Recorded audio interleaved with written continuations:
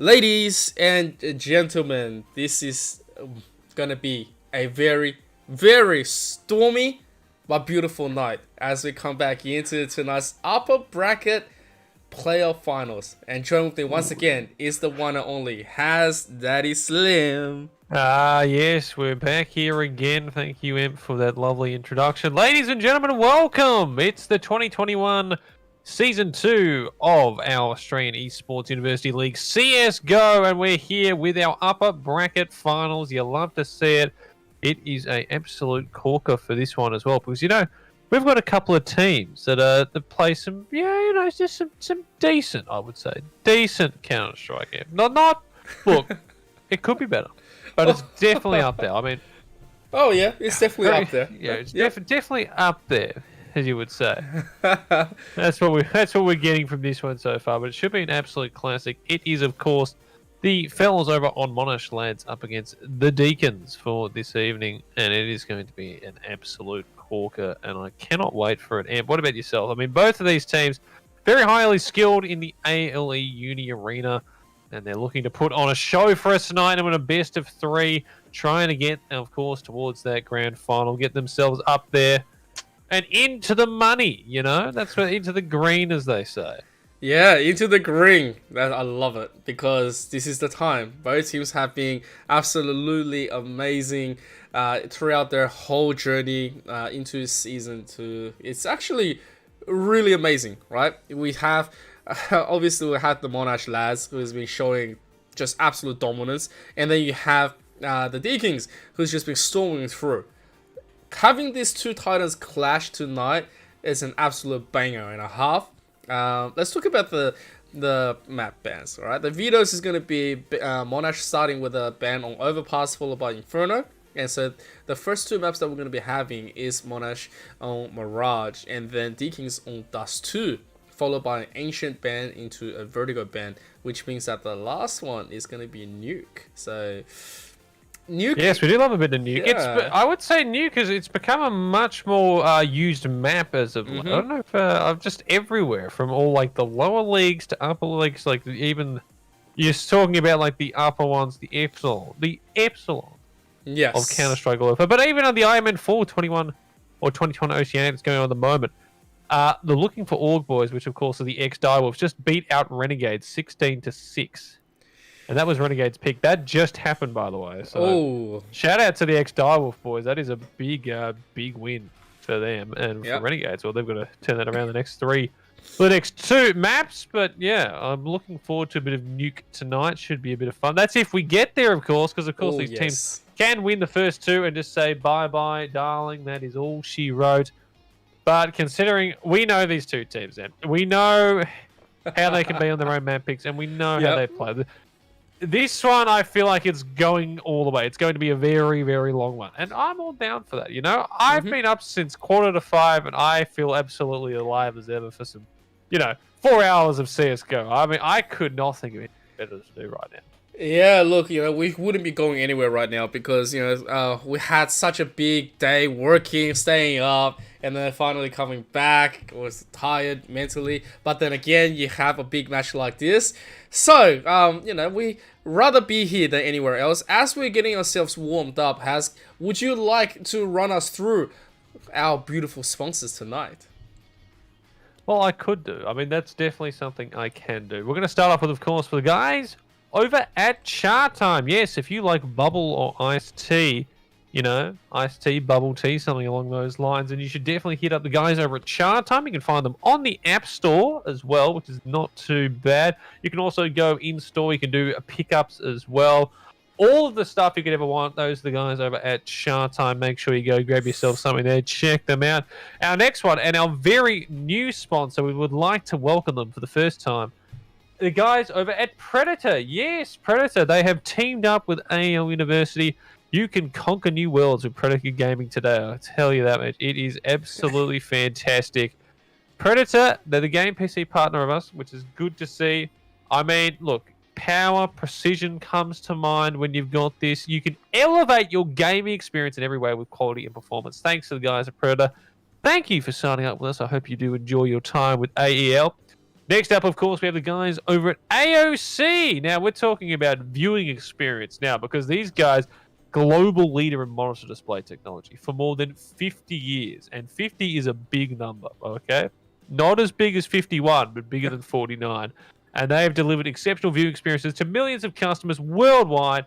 And today, the company offers a wide selection of stylus monitors for home, office, or gaming. So make sure you go check them out, AOC. And next up, of course, how could we say no to them? How could we forget them? It's Indomie. Feed your game. Tried any of the flavors today because, oh boy, the Indomie noodles. Okay, look, no, we'll clear with this one. Carefully selected ingredients and the best quality flour and fresh spices from natural resources of Indonesia. And that's just gives it that unique and delicious taste, which, I mean, what else could you ask for, really? And they still offer a wide range selection of actually, the best thing with that one as well, they have a successful range expanded to 14 different products. 14. Again, bigger than 13, not as big as 15.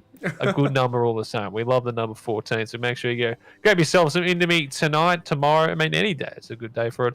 And finally, Rig. Now, Rig is going to help your hearing out because if you're looking for a headset that is just a mile ahead of the competition, then Rig is the where you want to pick it up. It is going to be absolutely fantastic for you. You're listening to your music, you're listening to your gaming, you're trying to get the best experience that anyone could ever ask for. Rig are the guys to hit up. Make sure you go check them out, rig.com.au. They are our final sponsor, of course, and AMP. I mean, for you personally, there's so many good sponsors here. Could you pick just one, or would you have to do all five? Like you just can't decide between any of them. Oh, it's a very tough ask because obviously we've been working with all the sponsors for quite a while. I'll tell you what, I'm gonna go with a Predator because we did that PUBG event a few months back, and pretty much the internet who was watching our cast said that the Predator laptop has actually fused with my legs because I had them on my legs that whole time during the cast because I had notes and I had the game and I had things that I wanted to read out to make sure to do them justice. So because it was really you would expect a laptop to be really hot, right? Especially if it runs for long hours, and I had my own constant charge, but it didn't. Like, my legs was cool, and the whole time I didn't know what magic that was, but I had it on for 4 hours on my legs while we were casting, and the fans was working, the cooling system was amazing. So yeah, my pick, obviously, not to dab on anyone else out there, is gonna be Predator because that laptop was sexy. Well, there you go.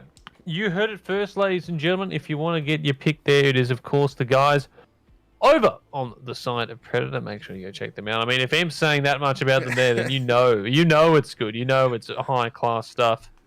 As we are now just waiting for the rest of the players to get in. They're almost there. They're pushing it to the absolute limit. 2 players still yet to come in, but all the fellas we can go through some of the T's you'll be running into this editing, or there could be T, there could be CT. There'll be over the shop really over possibly the 3 maps we have. Spoo, which I believe actually could be Spud, but he's deleted the D, which I mean, I did like the letter D, but we can stick with Spoo. Gravins, of course, everyone knows old Gravins. He's been around the block a few times. Yeah. Your Wombat and the man himself, PC. They're going to be up against 3 whole players tonight by the looks of things, because I don't think anyone else is coming in. So it's just Malcolm, Dirty, and Noir. I'm sure they'll put up a good fight. I mean, I'm sure they'll give their absolute best. Yeah. As well, it looks like the server's having a bit of fun as well, as it keeps auto-connecting, disconnecting. Everyone's just having fun. I mean, look, it wouldn't be an AEL cast without the servers crashing. I mean, that's probably the best part about it, I think. Yeah, I think, every time we come in, we're just waiting for the players. That's become traditional. We collectively agree that when we cast for AEL right now, that we wait for the players foremost most of the time. And of course, we get disconnected onto it and reload. But you know what, that's fine. That's just something that we do, and we don't mind at all. So as we get the servers back on, it's all good. It's all good. We're getting ourselves. That's all right. Yeah, it's all right. We're prepared. We're seasoned casters, and we know exactly how to handle ourselves during a moment of crisis. I mean, at this point in time, Haz and myself, we are what you call saving your streams. Yes, exactly. Look. If it wasn't for the CSGO, we could just sit for hours I mean, that's just who we are. With this, I mean, well, once again, welcome back, guys, to the AEL Uni podcast. Of course, the podcast usually only runs when the servers crash, which is very often. But in the times of the knob, we do have some CSGO action. But again, this is the podcast. I hope you're enjoying yourselves on this lovely Friday. I mean, but to you, I guess, the first question of the podcast. I mean, AEL, what do these letters really mean? Because, I mean, it's a big question, you know. A lot of people look at AEL and they've got to think of all these things about what does that really mean? Because uni, I feel like most people go, all right, that means university. But AEL, I mean, what is it? Who is it? Why is it? How is it? I mean, all these questions that need to be answered. And our loyal viewers need to know. I mean, they're just sitting on the edge of their seat waiting to hear this. Okay, well, look, you know, although we know AEL stands for Australian Esports League, but in my mind, after working with them for so many seasons, it's actually Awesome Egg Unit. That's it. Awesome. So you've just completely disregarded the L in that regard. Yeah. Oh, wow. Look at that. So that's interesting. That's a new way to look at it, actually. Just completely get rid of a letter and then replace it with something else. That's a new forward way of thinking that I don't think we've discussed here on the podcast, and definitely one that we'll look to do in the future as well as we progress here and better on. But then, of course, you need to look at how they look at the logo, because at the Twitch one, you know, it's just it's AEL. Got all the nice stars, got the red, got the blue, bit of white. But then with the other one, though, so the one that's on your screen right now that you're viewing with us, it's got the university bit as well, which is very nice, which you'd love to see. And then it's also got the Chatime above, which is that's pretty crazy, you know. I wouldn't have thought that they'd do it, but the crazy men who run this place, they did it. And they did it so well. And it just boggles the mind. But they have managed to achieve what we thought was unachievable. Yep. Well, they always pull up this little bit of nice surprise to us. You know, as soon as you feel like that's the limit, they come back and they say, "Hang on a second, is that what you were expecting? Hang on, there's a lot more of us." So it's nice. You know, it's always good to have. And if looks like we have confirmation that both sides have joined and they've already begun that first round, while we wait very patiently at Go TV. So guys, yes, the TV of Go. We do love to see that, as it looks like plans are coming up. I believe there was actually a few players that I believe we have a substitution. So apparently Rage is going to be subbing on the CT side for the first map. So something has gone awfully wrong for the guys over on the other side. But Rage is here. So I do expect him to put up a few numbers anyway. We've seen Rage a couple of times coming in from those boys, so we hope to see him try and get on the board, try and get a few kills here and there, and maybe he's here for the whole game, or maybe he's just here for one, and that is what we want to see. Absolutely, ladies and gentlemen, as both of these teams, they're getting ready to go. They are getting ready to go. It's just the one player left. It's live on the other one as we sit here looking at this wonderful Go TV, and now it's all full. The dot readies come in. And this best of 3 upper bracket finals for our university is about to go. Yep, absolutely. Come on, Go TV, just finish it. We're ready. We want. Oh, it looks like we have confirmation, ladies and gentlemen. Let's get straight to it. I believe you've all been very patient. Just remember, if you have not followed AEL Uni on Twitch TV, please do so at twitch.tv/AEL Uni, AEL Uni 2 as well. That's where we get all of our games. So, guys, let's go.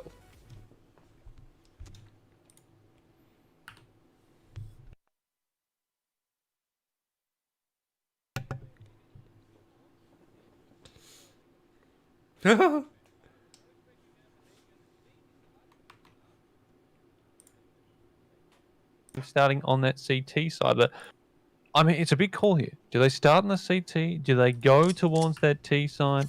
I believe they want to start towards CT to begin this, as of course this is Monash's map pick.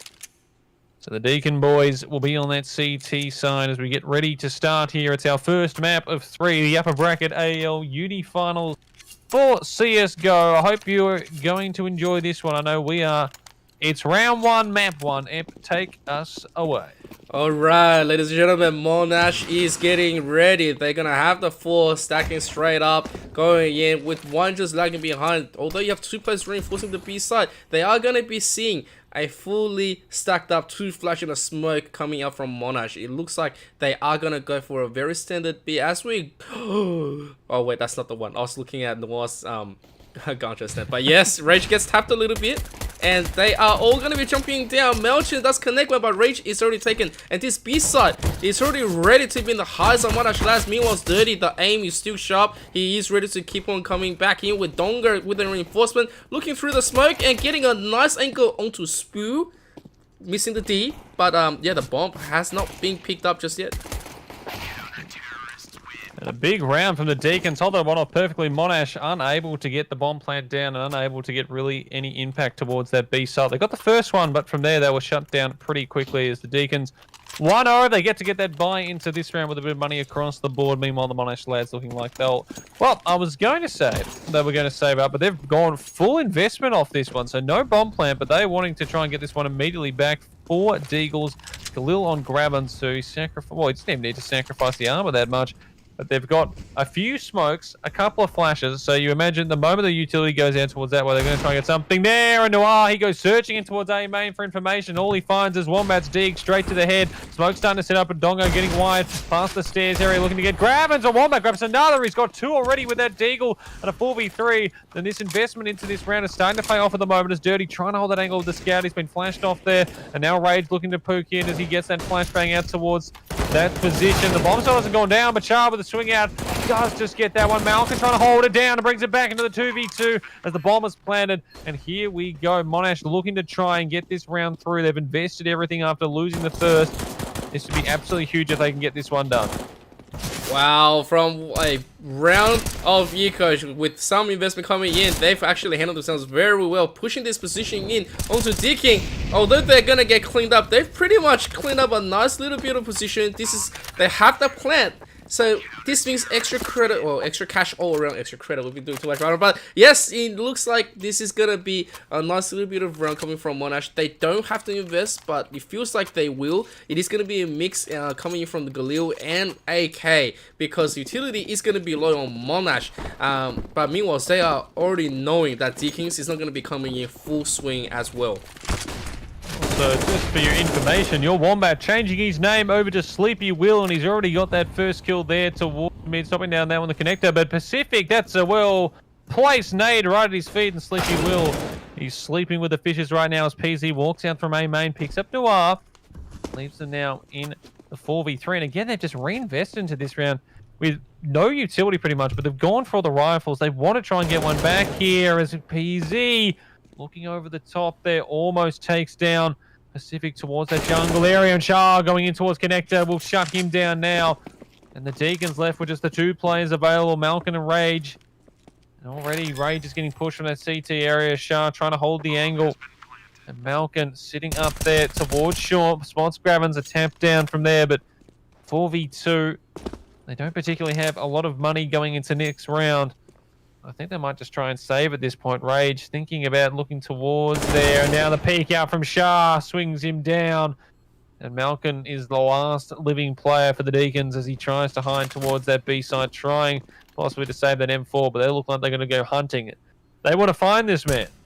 Now, they definitely aren't going to let him live. Not like this. So, actually, it does take down Shah. Slowly, his position is going to be given. Grabbins is checking him up. Ooh, Grabbins gets picked up. It is still going to be the round to Monash, but at the same time, Melchin with 2 exit frags is going to be saying hello to the AK while he retreats. So, Monash picks one back up. I believe we're going to go into a tech pause. Yes, we are going to be having a tech pause at the moment. Not sure who didn't turn on their monitor or who didn't turn on their... who was playing without a keyboard at this second. Looking at it, both sides have just decided to, you know, poke at each other's defenses, their attacks, seeing who is off the game tonight. Feels like the rhythm hasn't really come together for both sides, despite a nice little bit of a cleanup by Deakin from the beginning. Monash onto the last 2 rounds was actually pretty convincing on both sides as well. This looks like there's going to be at least some sort of reinvestment in this round here from Deakins. Picking up that CZ.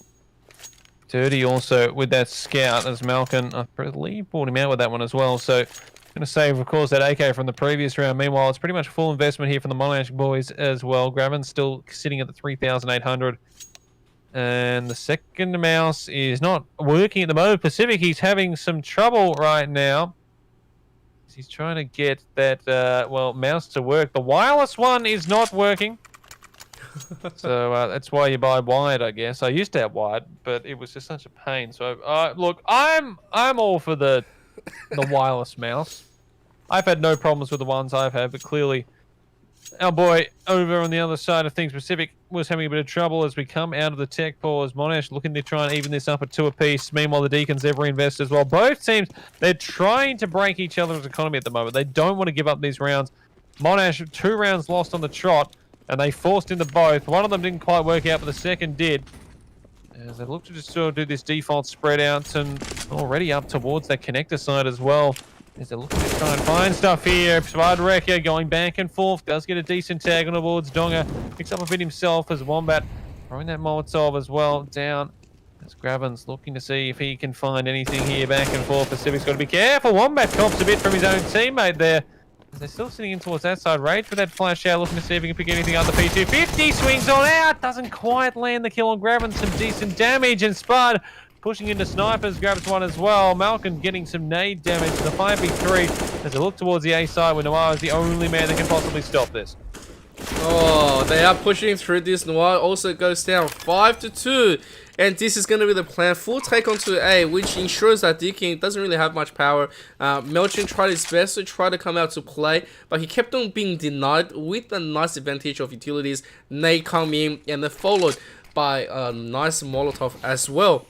Here comes the smoke. They have identified where Dirty is, which means that he goes down. Melchin has no more power left. He's got utility to pretty much survive. But Monash might be pushing him because they have a good idea where he is at this second. It's all Monash. They've made a very clean comeback. Meanwhile, Melchin is probably thinking, well, we probably need to gather our defenses a little bit more tighter, especially when he came to the A side. Didn't really get a nice play, and they kept on being separated. And because of that mid, which is probably the issue right now. I mean, quite right at the moment as they sit now 2 apiece. As they look to try and put themselves in the lead here, Monash and the Deakins. Not really going to be able to buy much here. Malkin has to save over AK. Meanwhile, the teammate sitting on just the pistols. P250 for Dirty and a 5-7 for Rage. As they look to try and get immediate mid control here, the Monash lads. They have superior utility and guns, and they're looking to try and force their authority here. As already Spudwrecker pushing through the connector, picks up Pacific, and Gravin swinging out from that B short side is going to pick up Malkin. And the one rifle they had is gone. Spud's already through connector into sniper. Sharp picks up Noir. Rage will at least get Spud. Looking to try and pick up that rifle as well, but Wombat shuts him down. And Monash, an aggressive round there. And they get the job done again, just losing the one player there. 3-2 as the Deakins can finally reinvest back into this. Going to be a bit short in utility, but they can at least get the rifles across, which is exactly what you want facing 5 other rifles. And this is how... Well, this becomes incredibly important because Monash already building up a bit of bank. They win this round. All of a sudden, Deakins back on an eco, and 2-4 becomes 2-5. Can start quickly spiraling out of control here on Mirage. Mirage is it's pretty much the momentum. Right now it's having engagement through connector. Wombat not really getting the shots that he's been getting. Says, okay, well, not really much to do. Although Noir does finish him off eventually, ensures that this mid is not going to be taken just yet. At the same time, Monash still have a nade and some utilities left. Although I'm not sure about pushing through that smoke was the right idea here. You will see it because Dirty and Donga, they have great aim and they have good sensors, and they know exactly that they can poke for this fish here. Melchin is going to go for a backup, trying to ensure that connector, once you go in, you don't come out of the tunnel, and Deakin could be in a position to win. Oh, and they are going to make this into a 5-2. Taking some hairs, although Donga not finishing off Shah, which is a bit of a shame. Still in the 4v2 situation, sitting in a pretty comfortable position as Dirty holding that angle as well. Gravins wants to try and pick into this, and he goes straight into the crosshair. Dirty shuts him down. And now left in the 4v1. Shah does have the bomb as he tries to go towards that A side, looking to see if he can get a plant, but Noir holding the angle as well, as Shah is going to be walking straight into this one. See you later, sunshine. Deakins pick up their third. We're tied again. And now we sit here after 6 rounds. 3 apiece. Both teams not giving up anything as Monash, again, the rebind will come in. The Deakins, the rebind comes in for them with a nice save of 4 players that round. And now the full utility comes out as well. Yeah, neither of these teams, they're not willing to give an inch yet. Once you're thinking at the moment, oh, well, you know, Deakins had the chance at the start to get a run going. Monash shut that down. Monash had a chance to get a run going there. And they're not giving anything as Wombat and Pacific already trading towards this A side. And Malcolm swinging out through towards mid from that B short side. Picks up Shah. Not ready for that one. Already in the 4v3 as Gravin's trying to push through. Looking if he can try and get towards stairs. He's going to jump over the top as PZ sitting in and looking now towards that jungle side. The Molotov goes out as Gravin's looking around. Still needs to get that bomb plant down at the moment. The smokes, the flashes, they're trying to set up so they can at least get that across in a safe way as Rage and Dirty getting together. And the flank coming in from Donga as well as they try to get the bomb down on the B or the A side. And it's happened. Oh. Well, they've actually done a lot of investment, a lot of dangerous play. PZ and Spyrecker, they're going to get the 2 kills that they were looking for. Dirty and Rage coming in with the off timing, doesn't have enough utility to be seen because they have to go in blind as well. Jungle goes wrong for Donga, which means that it's just going to be Melton sitting at that scaffolds. Oh, he sees the target. He needs to be sneaky because he's on 15 health. Oh, he sees everyone. All right. Yeah, see enough, but Gravins knows exactly what to do, recovers it nicely, and this is going to ensure Monash, despite it was a dangerous play between the A power, well, yeah, they actually gambled on a massive win, which is huge right now. They got the green. It came through the big green coming up, and unfortunately that flank there from Malcolm, as powerful as it was, by the time he got there, the rest of his teammates were dead, so couldn't do much about it as Shah immediately out through mid, blinded as anything, takes down the first one as Malcolm trying to get towards this short side, trying to get any sort of damage across. He will get a bit on the Grabbins, but he goes down with that. Wombat also going at Pacific, and now it's all left just onto Rage, Noir, and Monash. An aggressive round there. It was rifles against pistols, and they made it show 5-3. As the Deakins will be looking to try and reinvest back into this one, but look at the bank for some of these Monash lads. There's all to survive there. They get up above 5,000 for 3, 4,500 on Shah. Wombat sitting on a cool 3,800. And Malcolm picking up the AWP for the first time this evening as again Monash, they're going so aggressive here that they're already bursting on out to the A side. Yeah, this is their pick. Donga sitting on that AWP, he's going to pick one up. Meanwhile, Noir goes for the trade. This is a good moment. Nice flash utilized by Dirty. And now Donga needs one, doesn't get it. Wombat gets a double. Dirty takes one, but Rage is going to finish it.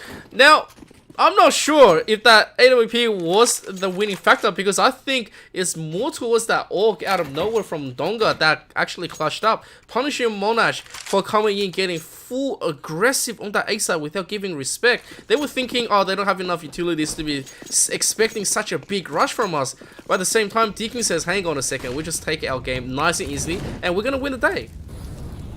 Well, they had rifles, and Monash were not expecting to run into so many, I believe, as Noir already towards that A main. He picks up Gravins as he goes peeking on out. Meanwhile, Malcolm also getting aggressive towards that short side on B, looking to see if he can get anything. His own smoke going down. Noir getting himself perched up on that rafters. Looking to see if he can find anything here. PZ holding the angle up towards Ticket Booth as walking into there. Goes our man, Spud. Malcolm, oh, he's about to see Wombat. This is going to be a big kill here because Wombat had the angle. Guys coming around into that sniper's position already in a 5v3. Noir holding this angle. Charles going to pick right on into it just as he turns away. And just like that, Monash, they swing it all the way back around. Rage brings it back into the 2v2. He's left on 8 HP. 58 seconds. And now they can pick what side to go to. It's going to be one player from each. And look at the flank here from Spud. Rage has absolutely no idea about this. If he doesn't get killed by one there, he might just get out of position, though, as he's gone towards stairs, and Spud might not see him. But he's looking the wrong way, gets caught down. Spud throws that smoke towards Connector. PZ bringing the bomb around. It's all left on Dirty. An AWP and a retake. Never going to be easy. It's PZ waiting there to see if anyone peeks out. Bomb down, 2v1. It all comes onto Dirty's shoulders now. I'm pretty sure they know where Dirty is with that smoke. It's just it's just standing in the middle. Yeah, PZ is gonna finish that nice and easily. I have to say, like, just right there, It was spectacular play all around. Deakins was picking up some nice kills, but then it felt like the timing was a little bit off because as Monash does show their tail a little bit, they shoot and they turn away the scaffold players, and then instantly they pick and they get great result. Meanwhile, it's another round of eco on Deakins. I'm not sure where the pass performance is going to be that much because Dirty is already going to be nated down to 16. They are just going to rampage into this side. Spot does go down, but Donga is going to be following. Look at that, everyone's just following. Meanwhile, Dirty is still low, so there's going to be the utilities going to ensure that they are still going to go through. Not really checking the corners, although Dirty was just too low. Can't do anything, and that is going to be a nice smooth round for Monash. 7-4 now as the Deakins again. They're going to be forced. Possibly, no, actually, I would imagine they will force buy into this Noir. Probably not going to have enough for the big one. In fact, as I said, it's going to be that half buy. So the Deagle's out now, 5-7 on Rage. They want to really get the 4-bar across. They want to have the utility and try and make this an 8-7 half if possible. Already out towards top mid again, Monash. They've been looking to get aggressive there. Malkin's sitting in below to lowest here. I don't think we're going to be expecting this angle. Spud certainly isn't. Tries to go walking into that connector smoke, and all he finds is Malkin's Deagle straight to their head. Wombat now looking to see if he can get a refrag back there. Spot's outraged. The tamp's down with that AK. They do ring true as the left in the 4v4 now. Graben's coming in slowly. These angles being held by the Deagle. They're not checking them right now. PC will be able to pick up Malchin towards that B site. As he tried to get aggressive there. 3v3 situation. Noir, though, has an AK. He looks to use that, but Wombat getting dirty. And Donga picking PC, and that's the bomb as well. And now Noir joins him. And Orp as well to hold that off. And then the aggression coming in here from Monash. They try to go and take that bomb back. But if Noir holds this angle and also Donga with that Orp, they've got a chance to hold this one down. Pushing towards it, looking to see if he can hold this one here. And all they're setting up for the run boost. And they don't quite hit it. Wombat, I think he might have gone there towards Noir. But Shah wins out that duel. And now it's all left on Donga. And not a bad round here from Deakin, but Donga needs to hold this angle, see if he can get these two in these 1v1 duels. The head pops up. He can't quite hit the first. Looking to see if he gets another opportunity. He does towards Wombat, and Shah now trying to get arrested towards there. 31 seconds and counting. And Donga, he's going to beat a hasty retreat as the bomb will be picked up. And now Shah, he's got to book it towards that B side, you imagine it. Yeah, 20 seconds is enough for him to book it all the way, but like, he just needs to take his knife and be like, alright, so I'm just gonna take a mad gamble thinking he's never even gonna bother coming into this B, because if he is, he's like the biggest god. 7 seconds left on the clock, like, he's got plenty of time to get this bomb down. And so, now Donga, despite he did everything he could, like, you know, he tried to maintain that strategy to get this one in, had to wisely retreat, doesn't want to, you know, fall for any shenanigans, thinking that the smoke was going to be the bait, but it was actually the perfect cover for Shah. So now Shah has the perfect time, just needs one tap, just needs to know. Now, obviously, Donga checking all the corners, just making sure there's something. Here's the smoke, very confident, doesn't have a diffuser. So right now, this is going to be just pretty much unable to do anything. The round is still gonna go to Monash, and the timing is just off for Deakin at this second. So 8-4, 4-round buffer for Monash, and this is their pick. So this is something that we came in here fully expecting Monash to perform. 8-4 now. That round got a bit closer than they would have liked, considering they were pretty much facing Deagles across the board, and now the Deakins have their ability to fly into this one. The Orp there from Dirties, he's forced out from that sniper side. Donga, the smoke early, PZ trying to get in there. The Orp pick from Donga doing damage as he goes down there, does PZ. 5v4 immediately. And they've been getting aggression towards this miss Monash, but losing that first duel means they do have to reconsider a few things. The bomb's still back towards T-Song, and Donga, he's getting really aggressive. Picks up Grabbins, they could even grab a second here, but Shah is ready for that trade. And now left in the 4v3 as Wombat goes sneaking on out, and just puts Noir down. He was sitting in firebox. He had the angle as Rage grabs Shah there, leaves it back into the 3v2, and Dirty knows that Wombat's there, gets him tagged heavy, and that nade could be the death of him. In fact, it hits beautifully. Can't quite pick up Spud, who runs back towards his A side. Before planning holds that angle, that is the CT plant goes down here, and he's not looking towards that direction. They could line up if he's available. He grabs one. Malkin is there for the retrade. And the Deakins, they have to sacrifice all of their players, but they get the job done in 5-8 after 13. To be honest, like, the difference to having a full investment to coming in just to win the round and sacrificing 4 players to having 5 Deagles. Like, it's just a tiny bit of a difference right now, but you know what, Deakin, they're gonna play it, they're gonna take that round, they're gonna take the score. Meanwhile, it is a stack, it is the mac and cheese, he has been spotted, dude, he sees that one, picks up Gravens, gets a lot of damage through Rage. Meanwhile, oh, he doesn't get enough, and this is a very weakened team on Monash, not liking their position. He's just going to be spotted there 1-on-3, and he is stuck. So Deakin is going to take that round nice and easily. And that's just what they wanted, Deakins. They saved with that Deagle round back when it was that 4-7. They did end up losing that one, but they did a lot of damage towards Monash, and then they finally get their full buy across. They win the first one, they win the second, and all of a sudden, from 4-8, they find themselves sitting in this 6-8 position, exactly where they wanted to be. Try and get the last one across here, make it 7-8, make it an even half. Even if they do lose it while on round of dirt, he's about to find a couple here. In fact, only grabs the one onto Gravens. And the Pacific trying to get that Molotov, trying to stop this Palace push, but they might already trying to push out. PZ meanwhile spamming through that smoke, and Malkin, oh, PZ. That is a shot and a half. Noir, though, under the rafters there, picks up one. And Pacific with another, brings it back into the 3v2. And again, Spud, PZ, the bomber's down. They've only got the Deagles. They might be able to find some sort of rifle if they can go back towards that short side mid.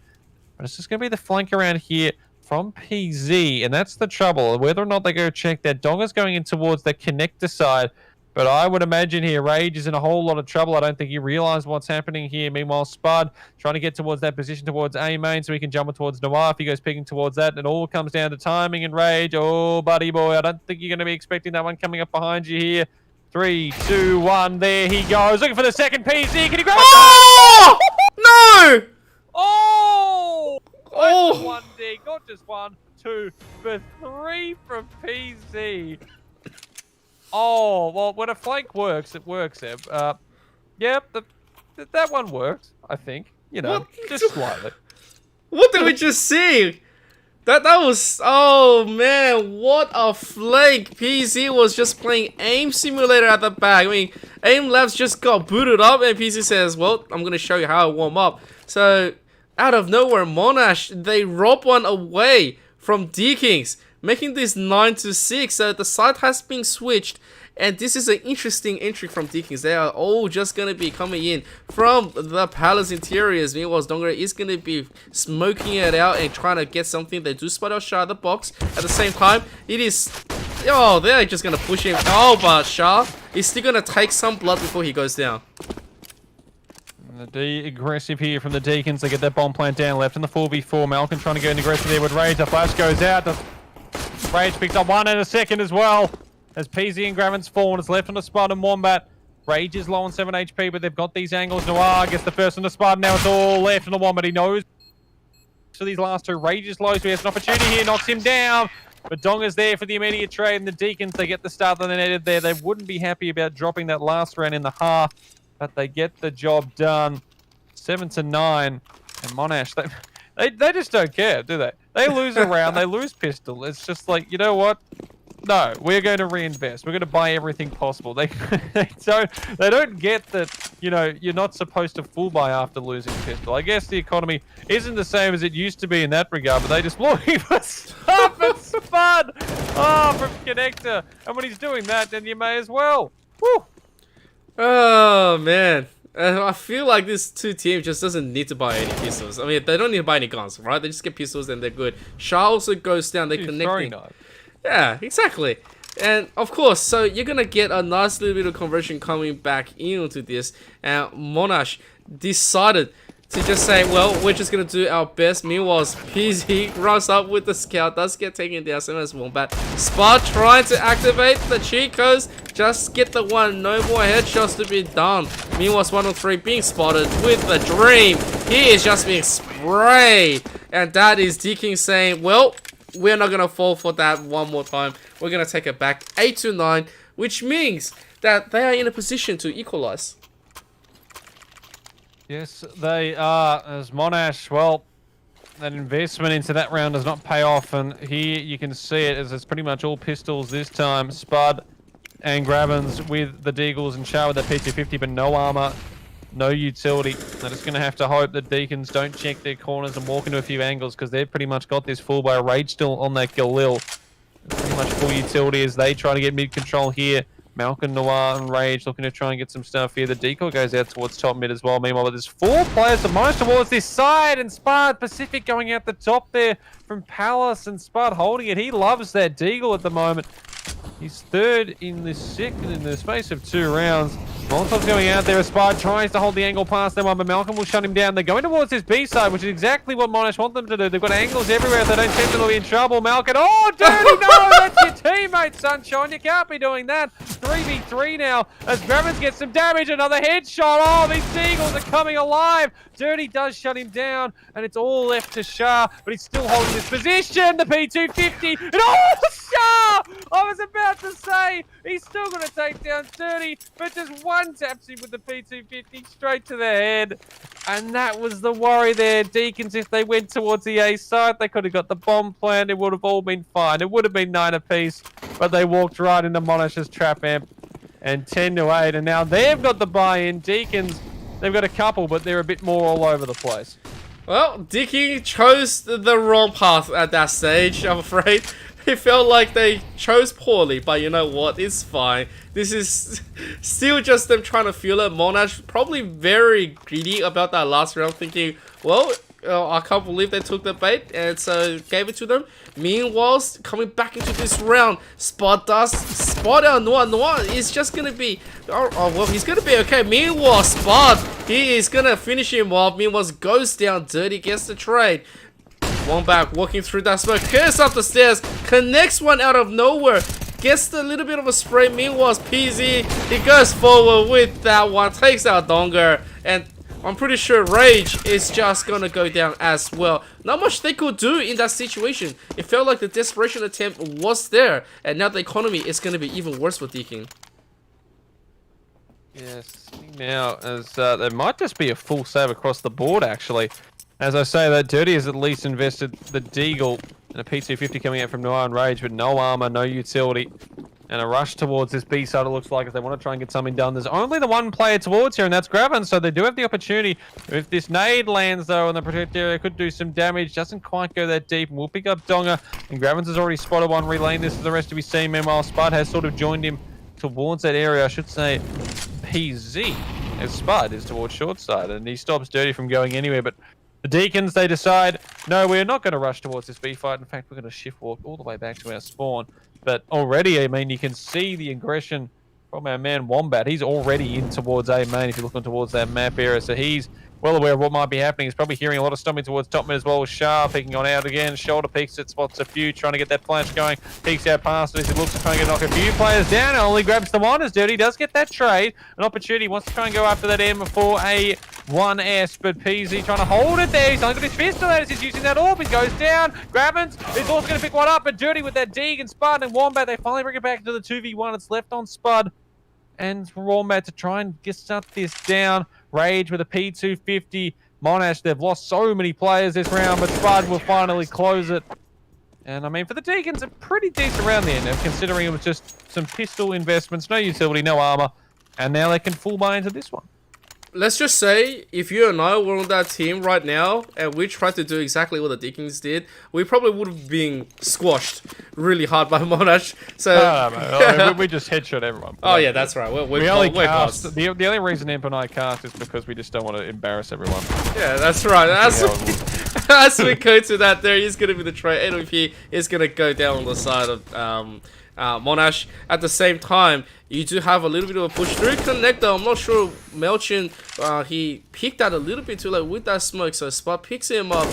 Dirty sees one, takes one down, which is a nice little bit of a reconfirmation. Needs to pick up Spot in order to re-enter his whole team. Meanwhile, Spot doesn't get the full connection through. Knows that they said, the utilities comes through, barely misses himself being tapped by Spot, and yeah, that's gonna be it. Nice positioning. As again, the Deakins shut that one down beautifully. And they get their 9th on the board, 9-12. A good push in towards that A site.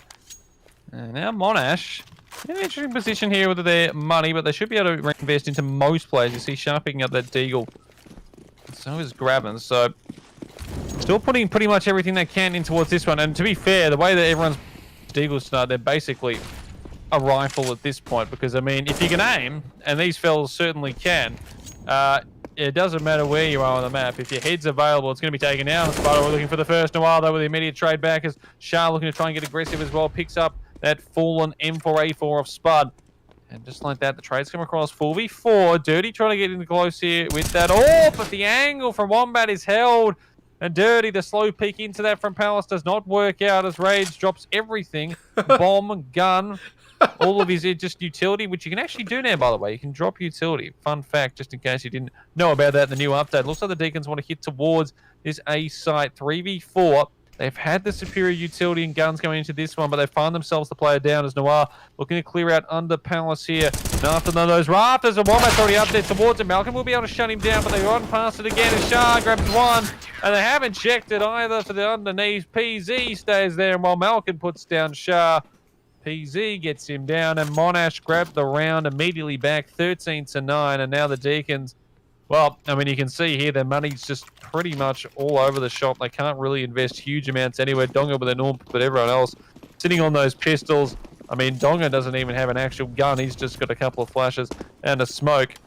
Not looking too fresh here, but, you know, never say never. Oh man, that doesn't help. That doesn't help. It's exactly right. Wrong timing right there, because Wombat is gonna instantly shut down that statement. Although they're gonna have right here. Deakins, they've already had two players shut down really early, which is threats because they can click heads, right? They've been clicking a lot of heads with nothing but pistols and taking valuable players away from Monash. Meanwhile, this is just a little bit of retake on utilities. They do want to maximize their engagement. Deakins, suffering from 4 rounds with guns and everything held against them, have to push Monash all the way back. Meanwhile, Wombat jumping onto the boost. They're not going to be seeing this, so yeah, they're going to take that one in stride. Although it is the trade, PZ is already here. Meanwhile, Noir is going to pick one back up, although he's very low. You got to think his life is pretty much going to be forfeit right here. With Spud identifying that weakness, they're going to bring this 14-9, just one shy away from enabling the first map point of tonight. That they are, Imp.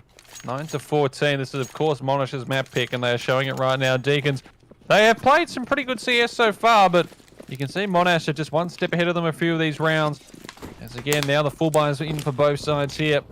Flash out from Donga towards this mid-side as they look to try and get aggressive here, but it's already the aggression up here from Spud, but he gets flashed off. He gets some damage onto Malcolm, but that's all he's going to get. 5v4 immediately like that as they look to try and get towards Connector. And again, they're trying to just get re-aggressive on this Monash. They really want to try and get these trades. But PZ was thinking, or I should say Wombat was thinking about pushing straight through, and the flash out is going to give him the opportunity. He looks towards top mid, not going to spot anything immediately. Meanwhile, Noir all the way in towards Palace right now. There's only one player towards here. Wombat's looking for something, and the Molotov towards the top mid boxes. Malcolm gets flushed out. And now left in a 4v4 situation as they look to set up towards this A side. Noir in towards Palace. No one watching from jungle. The only man towards the side at the moment is Shah, because the Monash boys, they're thinking it's probably going to be towards B. And now it's going to be them realizing, hang on, this is not where we're thinking this one is going. Wombat's trying to rotate back in towards that CT. And that smoke off means that they can't really boost up unless they want to go more towards Ticket, but they're going to put themselves up. Dirty goes grab us as well. That's exactly what he does. Shah, but Dirty holding that angle. Noir cleans up the kill. Wombat tries it himself, looking for anything there in this 4v2. Gets the first, looking for a second on the Rage as well. Almost grabs it. But now it's PZ left in the 1v3. That nade might do a bit of damage to Rage. In fact, it does a lot of damage there. And now Donga, Dirty, they can just hold these angles out. And PZ does have a kit, but no smoke. And needs to find these 2 kills if he's going to try and get this one done here. Yeah, he has to get this pushing, get everything down. He needs to click that one important. Oh, Dirty with a jump. That jiggle was dangerous, but Dirty is gonna equalize. They have extended their life. Right now, 10-14. It was an impressive round. Both sides was down on utility, but the big gamble did pay off for Deakins as they picked the right side this time. They say we have wisened up and we are going to be collecting. And meanwhile, Monash, their economy has been reduced to rubble. And this is not much that they can do. You can see the utilities. There's 2 flashbangs and 2 smokes. Looking like they're going to just go for the trade. Every time they're short on money, they want to try and reinvest in something. Back going in. Dirty's already going to spot him out there. And going down there, he won't be able to catch him. He's already made his exit back towards that lower mid side, but now he's going to run into a lot of trouble there. The smoke dissipates just as he sneaks in towards connector. Malcolm spotted him, as did a few of his teammates. Badonga throwing in that Molotov towards short side. I just want to be careful of the Deakins. They don't want to give anything across because every time we've seen this, there's been guns against this sort of half-buy from both sides. And every time you think, all right, you know, rifles up against pistols, up against, you know, one MP9, should be a simple job done. It's never that simple. That's CS for you. No matter what you have, you're always in with a chance in these rounds. It looks like the Deakins want to set up towards this A side. You got 2 towards bottom connector, 2 towards main, 1 towards Palace, and 3 or almost 4 players of Monash waiting for the Deakins to burst on here, Eb. Oh, you said it. Oh, here comes the entry. Rage is going to pick up Wombat. Meanwhile, haven't really checked. Oh, whoa, 1 second spot record though. He's going to get a nice angle from jungle. Sees a lot more. Picks up the gun, runs away, gets really giddy. Meanwhile, Noah taps like a god. Shot goes down. It is just going to be Gravens, as it was a nice little bit of ambush set up by the lads on Monash. But Deakin was prepared for this. They are not going to give it up that easily. And Melchin cleaning up Gravens is going to ensure that we stay within competitive mode. 14-11. Monash, they invested a little bit, which means Sharp, PZ, Gravens doesn't have the money really to be getting. SMS Wombat, only Spot has that money. So this is going to be a potential 14-12. And Deakin will take that with stride. Investing into that last round there. They've got that round advantage, so you can see them doing try to do that one there. And Shah, the USP. Oh my god, it shuts down Dirty with a bit of help from Wombat. He'll put it down there. Nuance, but bring it back though. And there it is. The guns coming through up against these pistols. And for a second, Monash, they looked like they could burst the Deakins bubble right there. But now on the 4v2, PC Gravens, no utility, no armor to really get back in towards this side. They just have to hope they can find Jules. Gravens and PC. Oh my knock god. Malcolm out of mid-air. God, these boys and their shots at the moment whenever they have the opportunity. And Gravens, and surely not right now, Monash. There is no way that they pick this up. 2 Deagles against everything. And Donga, oh, Gravens, he's still a chance. Oh my god, there is surely no way. As the defuse is coming in, the problem is there's no time on the clock, no kit. It can only be a kill here for Gravens, looking at the angles. And Donga will shut him down. He will. And he goes out with the bomb. But Monash, they make sure that everyone from Deakins has to throw everything into that round. Oh, and just the Deagles tonight, Eb. The 1Ds, everything. It's just play after play after play from both of these sides. It's now 12-14. The Deakins finally reinvest with that full buy. And well, I should say, sorry, the Monash boys reinvest their full buy. PC's got the AWP back out. And Spud is not going to be able to use anything because Dirty's already got aggressive towards A main, picks up that first one. Yeah, Dirty coming back alive with that AWP. He's always been so deadly on it, so when you see him come in with that AWP, he will always produce the result you want. Spot ultimately paying the price, not expecting the early aggression. Picking on T-Ramps is going to be paying with his life. Meanwhile, it's a little bit more poke and advantage on the side of Deakin. They can just execute onto A. But right now, it feels like they want the info, and that is not the info they're looking for because PZ says, just getting some info on Dirty. We shut that back down. No more AWP on play. The utilities is still pretty fantastic on both sides. They have enough to, well, just pretty much do anything they like. And Donga is gonna get super aggressive though. Oh my good lord, that is 2 massive kills. And Monash, I don't think they can do what they did on the last one, despite that they have an AWP in play, only because there is 4 AKs waiting for them. I mean, huge play there from Donga, basically opens up the entire A site. And now PC and Gravens left in the 2v4, and they really just don't have a to get back into this one. Gravens down to 19 HP as he spotted out, trying to get towards snipers, and they've caught it. They're out there, not going to even bother trying to get this one done here.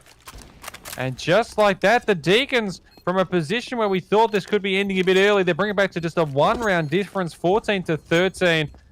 And Monash, they don't particularly have the economy. I mean, PZ and Gravens starting over means that they probably can maybe get 1 or 2 buys across their side. And oh, a double op setup because Dirty's was dropped. If they can save both of these, it's PZ. I say that he goes down, and now Gravens, he should be able to wait out the time around that corner. So just the 1 AWP save, but they'll take it. An AWP's an AWP. And on that CT side, it's always a good one to use there. 14-13, and Monash, they were thinking, you know, we're trying to get this first round under control. It's our pick. We have this. Let's get this done. And now look at them. Just a one AWP in play. Everyone's economy is pretty shattered. And Deakins looking to try and equalize this up. And Malkin starts it off beautifully, tapping down Wombat. His snipers is clear. And Noir could be able to find Spud. Or Spud's going to be into that one Deak. He can't find it. 5v3 immediately. They're bringing themselves back nicely into this one, Emp. It is beautiful. Looking at Deakins coming alive, utilizing a great little bit of angle and not giving up to Monash's shenanigans. Currently, just one AWP left. I'm not sure that they can produce the result that they're looking for. I mean, if they get 4 kills here, it'll be great to deny Deakins the economy. At the same time, right, Monash has way too much riding on this round and they are not able to buy in, which is the shame. And at the same time, PZ is going to be seeing a lot more than he is, well, he says that we're gonna be seeing him, but like he's not gonna really be seeing until he gets the push onto Melchin. And now Graven, seeing all of this in front of him on falls, needs to just get the taps. Does get one, but that's the most he's gonna be getting. At the same time, here comes the plan by Rage, and as I say this, here comes that one AWP, that one weapon that PZ has been clinging to with Gravis onto the last round in order to just produce it. Gantino comes through and he doesn't even get a shot off. Donga immediately shuts him down, and now Sharp will be able to pick up that AWP, but he's already been pushed on here trying to hold his angles. We'll be able to get that no-scope on towards Donga. But you imagine he's just going to try and save at this point. That's what he's going to do. And Monash have to leave it. And already the flank coming in from Malkin. He's going to be hearing this as Shah tries to get away. He will be hearing Malkin, though, coming across. Misses the first try, though. He doesn't have any body armor, so if he doesn't quite hit that one, he's going to be in trouble. And he's trying to hold it off there as Malkin, waiting until the bomb goes down. But Shah will be able to shut him down at least. And with that, save the AWP. So that is a big, big play there, at least for Monash. They get to save that one across. Could look to do a double set up there. But ladies and gentlemen, we are all tied up. This one was sitting at 14-9 Monash. Deakins have brought this all the way back. And after 28 rounds, 14 apiece, the double AWP setup is out in Monash. All of a sudden, this buy means absolutely everything, because if they drop this, all of a sudden, the next investment, well, they'll probably be able to get rifles. And if you imagine they'll be short in utility, and Deakins looking to take the lead here. Yeah, and I like this because they go for a stack of them. Melchin just met a nade to the face. Right now, Monash, they've got to know. They haven't seen too much action from A. Not a lot of utilities has been thrown. Not enough fakes. And here comes the execution. He sees one. He takes out Noah. But the rest is rushing out just like bees. Gravels takes out Rage. They deny the bomb. Gets dropped on side. They just need to jump down. But Dongo gives his life for it.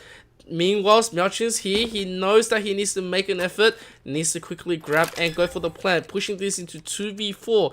The gamble was good. The gamble was already set up. But at the same time, Monash, with that one position from Peas, making that AWP their nightmare. It's unfortunate. Meanwhile, Sturdy does shut it down eventually. Repositions, just waiting.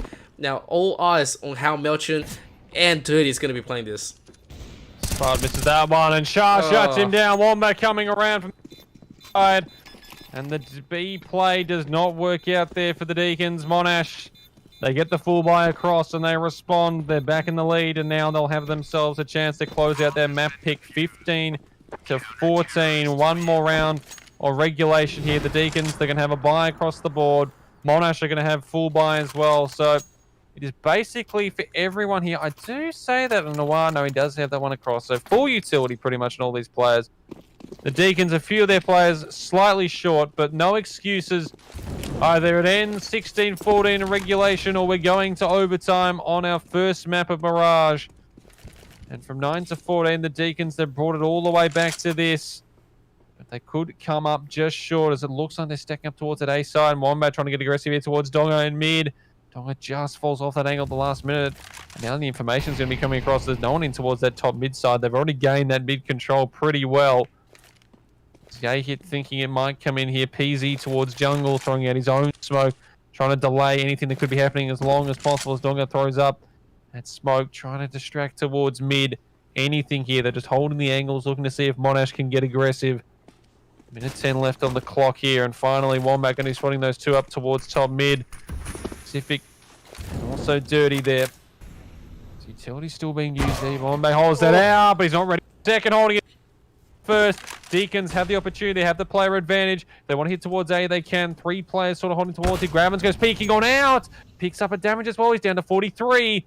And Shah, the hold here with the AWP, needs to find something as the smokes, the flashes, everything comes out. PZ's already been tagged down, but Shah grabs the first on the rage, looking to find a second. That also dropped the bomb. Spud flanking from behind Dirty. He's in towards that connector, but he's looking towards short side. Spud shuts him down. 3v3. 33 seconds. The bomb still needs to be planted. And there's the 2 towards jungle, 1 towards CT. And here we go. Map on the line here. And PZ straight to the head of Malkin, shuts him down. And now Donga and Noir need to hold this off. They've got the angles at least trying to get this one down. There's 2 coming in towards CT though. And you imagine Pacific's going to get swung on twice here. PZ making his way towards there. Noir trying to hold from Palace. And it's going to be Donga trying to hold this down. He can't find one though. And it's all left on Noir. Needs to find 3 players. And the timing is all wrong. Spud from stairs shuts him down. And Monash, they have to take us all the way. Spud says, that's my defuse. Gravins thinks about it, but thinks, maybe not. We'll just get the map done here. 16-14.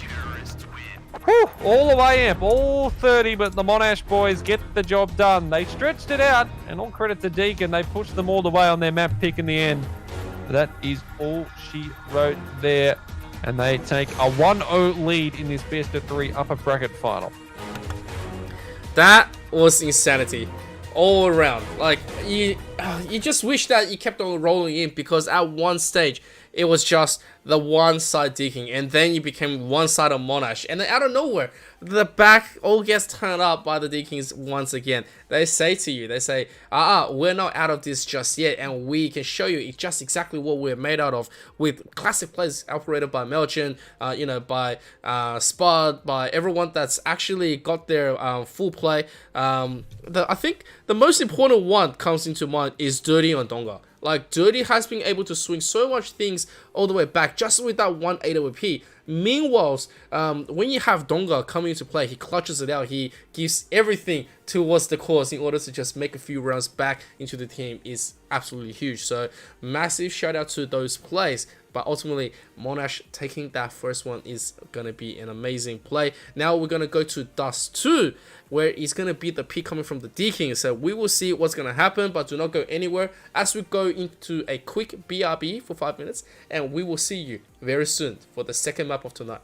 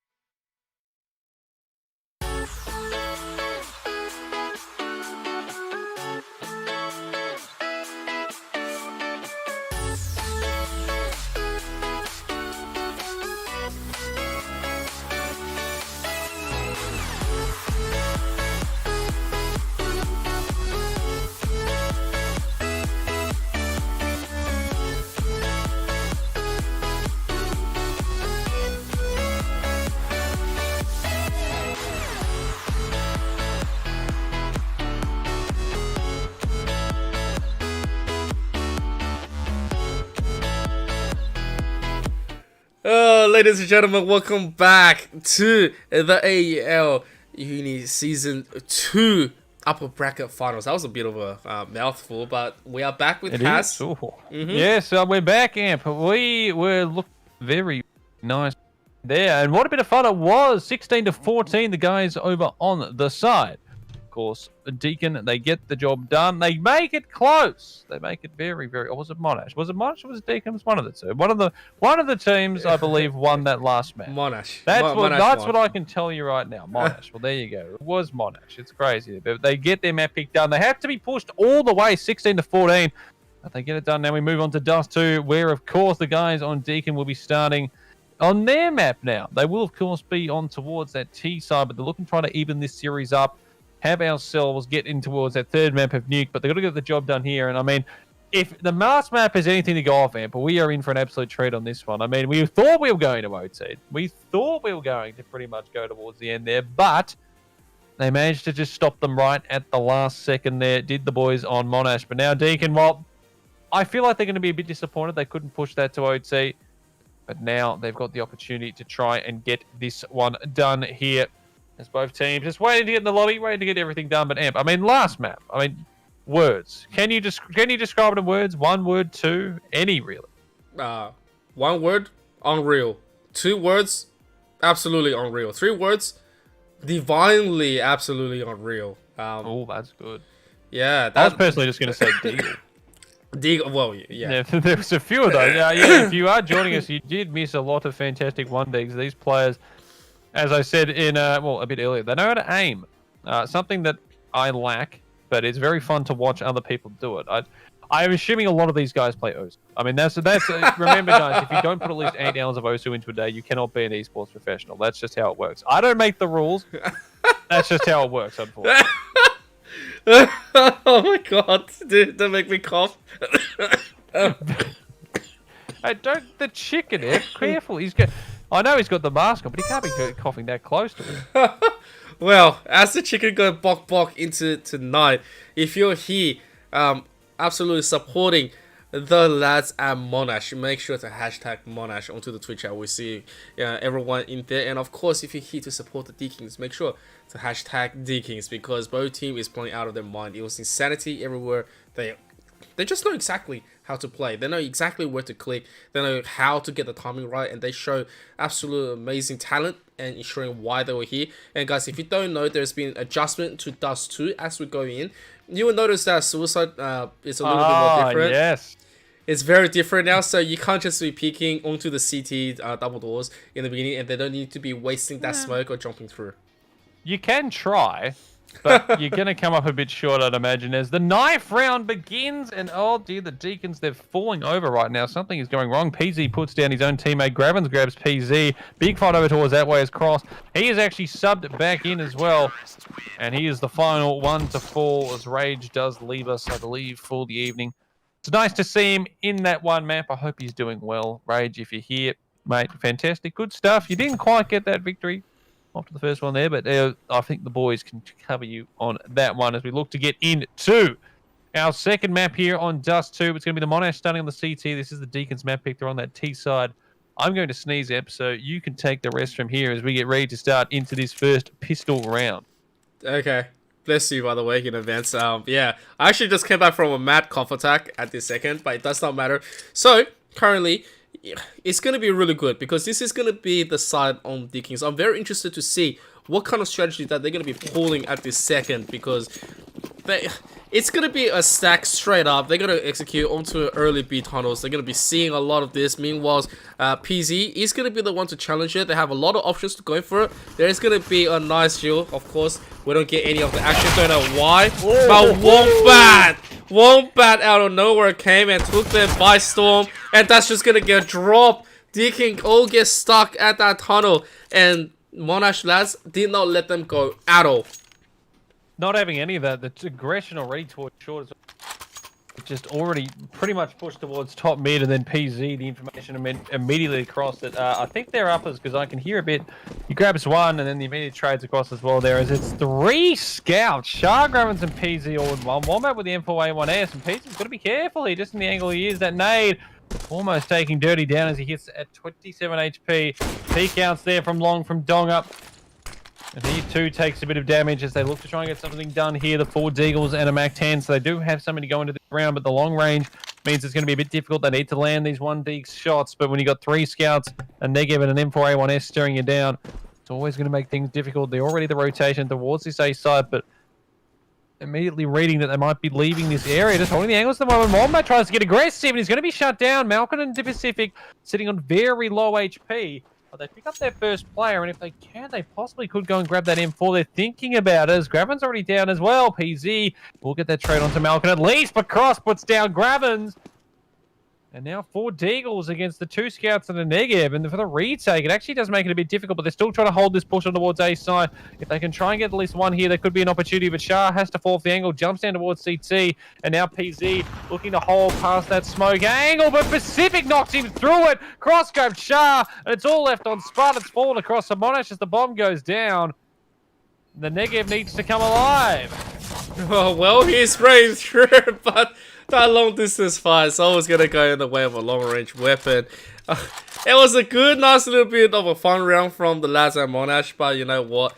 Deakins says, we thank you very much for your scout, and we will take 2 of those and make this into a terrible fight back to you. So as we equalize, Deakins, they are going to be purchasing just a little bit. Nice little bit of a fight, but not a lot right here. Oh, meanwhile, though, PZ does get tapped really low and eventually does go down as well. So the early exchange is going to go into the way of Deakins. This is a round on Monash for their eco, and it's a nice little bit of an A play where most of the players is going to commit because they know they have overwhelming amount of advantage against a whole eco with half armor. So nice and easy. They are going to take it.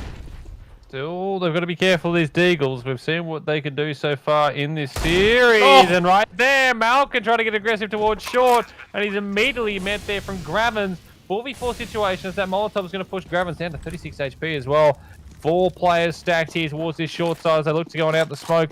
They don't have any flashes, so they just have to take these 1v1 duels if they get the opportunity. Smokes down everywhere. They're trying to get the boost in towards Shah. Cross, though, ready and waiting, shuts him down. Now it's just the 3 players. Spud, it's your turn. You start running in. Gets the jump across. Almost lands that first shot. Vax puts down Noir. And Cross could almost give himself up. He doesn't quite have it, but Dirty here on the flank. And they're pushing in. They don't have the time with no kit. And I believe it's going to be Dirty waiting on this angle. Cross might just finish them off all himself. It's only left on Wombat. Manages to grab one. He's going to be walking into the waiting arms of Dirty. Goes down. The Deakins grab their second. 2-1. And now Monash will have to probably full save here, you'd imagine, with just 2,000 on most of their players. Possibly a couple of pistols. In fact, it's Zeus. What Spud reckon? Looks like he might try and get a bit sneaky with that one. As the Deakins have a pretty decent buy. Malkin on the Mac-10, but everyone else sitting on some knife rifles here, Em. Yeah, well, we love to see a Zeus. If they get connection, we need to be clipping it because that's just always going to be fun to be watching. At this second, as we come back into the round, nice little bit of a back play, and they are going to trade, but this is a good trade for the Lazar Monash. They're going to take the gun. Meanwhile, Spyrecker sees a lot of things, a smoke and a whole bunch of things. Meanwhile, Dongo was not expecting this ambush that was set up cleverly. So that is really unfortunate for him. It means that there is going to be another gun on the side of Monash. And now, in the 3v4, they still hold most of the advantages. Still no kit either on C players here for Monash. As Malkin trying to get that flash out to get the rise in here from Cross. Picks up one, looking for more. Grabs the second as well. One shut down. Wombat though, over spray coming through. Grabs Noir. Looking for a second here if he can. Spud only has that P2000. And they're just trying to get damage as well. The Spy is sticking down. You imagine Cross can't quite hit it. Fakes down Spud though. And now Wombat trying to get in. Will go. Almost shut down both. But time will be the better of him. Could almost finish them off at least. He will get that final one. And that will be the death of him as well. He gets blasted down towards the, look at TF2 ragdolls. He goes flying down towards the CT spawn. We will respawn there. The Deakins, they do pick up that third, but they have to throw absolutely everything at it in the end. And the Monash lads now can grab that full buy as we move into round number 5, M. Yeah, that was just the moment. City Spawn was calling for it right there. Wombat did tremendous work on that last one, trying to make something happen, denying all the guns on the side of Deakin. But Deakin, this is their peak. They are making a lot of good stuff, making good plays, making Monash switch just a tiny little bit. Meanwhile, the composure coming from Monash is insane. you don't get to see all of their efforts and all of their decision making up close, but once they make things happen, you just realize at the end, it's like, oh wow, that was actually really worth it on the side of Monash. Meanwhile, Deakins, they have that AWP sitting on Dirty. He needs to make something happen. He needs to obviously make sure that this mid double doors is not going to be just given away for free as well. And it's quite interesting looking at it, because Dirty eventually does go all the way and try to push into a solo B, trying to just pick any little bit of info up, where Monash says, no, you're not going to get anything. Already, they're trying to get aggressive towards the short side. 3 players in the bomb. This one here is Dirty making his way up as well. Often throwing that nade close to doors just in case of putting anyone there. A Sharp setting up that smoke towards short. That nade could actually land on a few there. They aren't backed up enough as Malcolm and Donga take 6 HP damage between them respectively. That could be absolutely huge going into the later parts of this round. It's Wombat and also the man himself, Shah, holding towards this angle. PC is world this one as they start pushing in. Shah now towards this ramp position, looking to see if he can pick anything up here. As Romy looks at this angle, though, as they look towards each side, and Noir's going to shut him down. Looking for another, but Donga's going to grab Wombat, just like that. The 5v3, they're pushing for Dirty, looking to get down Gravids as well. The aggressive AWP, he's got that eye by power sticker, and he's looking to get professional as possible. Probably don't do anything in the betting realm there with that skin, just in case, because you know how eye by power ended as Spud Wrecker. He will grab 2 on the way out. Noir shuts him down, and the Deakins looking solid here on their map pick on the T side. 4-1 start already. And Monash again, a bit short on cash here, Amp. Well, that last row was actually quite important for Monash. They weren't able to really get the result they were looking for. Although Spot gets 2 exits, the problem was that they were all picked up before anything else happens. Meanwhile, though, Melcher gets dropped instantly by Peas, and Peas says, well, thank you very much for your gun. And hopefully they don't lose too many in the process, because Donga, although he keeps the 2, he is low. He keeps 3! Never mind! Hey. Well, you could say they're eco frags. They're frags all the same. He's going to make sure the Donga's not going to pick it up all there. Controlling the angle CT. And he is start off on fire. He missed the first map. It makes you wonder what the Deakins could have done if he was there to begin with. 10 of 3 already as Wombat looking to see if he can get any access here, trying to hold these angles. They know he's towards short now, no utility. Noir goes pushing on in, knocks him down, 5-1. And the Deakins already building up some nice flank, a nice early lead.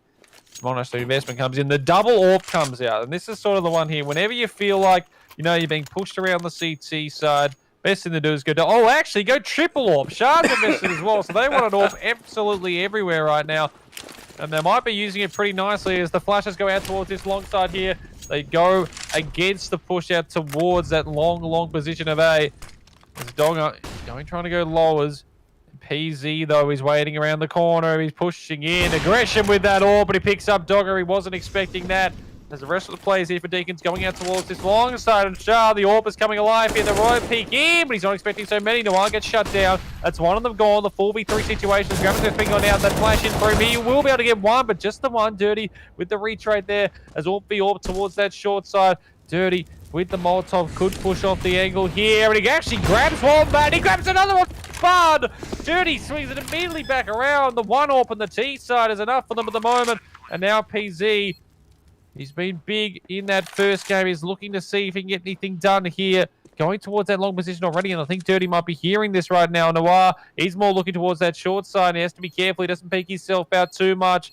But Dirty in towards Carr. I don't know if PZ's going to check that. It's all going to come down to time in the bomb. Already ticking down. PZ trying to push in. He's noticed him off the side. He almost doesn't. PZ falls, and the Deakins 6-1. They're just flying right now. Well. This is actually a stark contrast to how the first map was played. Deakins absolutely showing dominance. They have 5 rounds lead. Monash with the triple AWP play on the last round was super expensive. And now they are all just going to be stacking the doors. They say, you know, get the longs without paying a price. They get the one, don't get the second. But you gotta think, that's just going to be the end. He is just gone. So Noir is done. Meanwhile, that's 2 guns donated. They are going to be able to pick up one more on their side.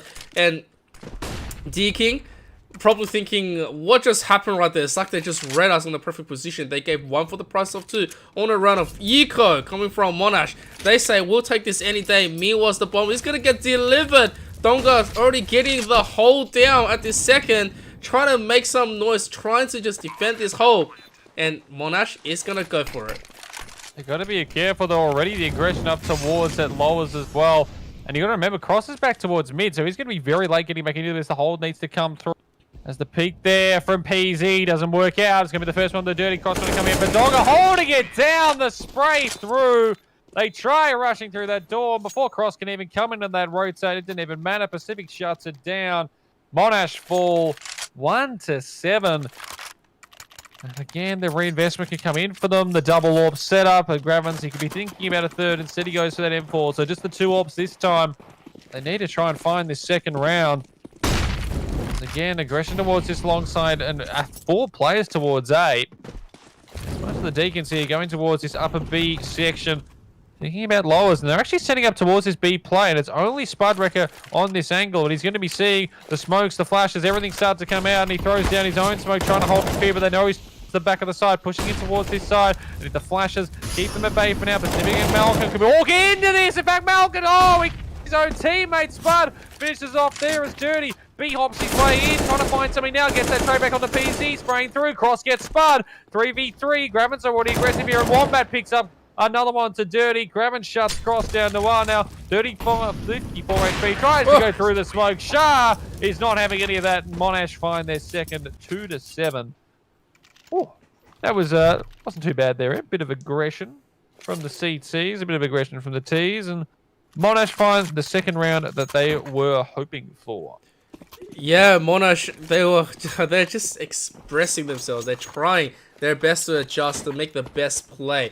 At that second, I think Gravis made a lot of good decisions when it came down to getting the flank correctly and getting the timing up. Meanwhile, it just wasn't enough on the side of Deakin, but it does not matter because Deakin, they instantly rebuys full into this round. They're able to get it, but they still have 5-round buffer that they can work with. Although they need to be respectful. The last few rounds, when they went in, they showed confidence. They showed a lot of great tactics. At this second, Monash is just going to make them rethink that strategy again. Should they try something a little bit, well, let's just say risky.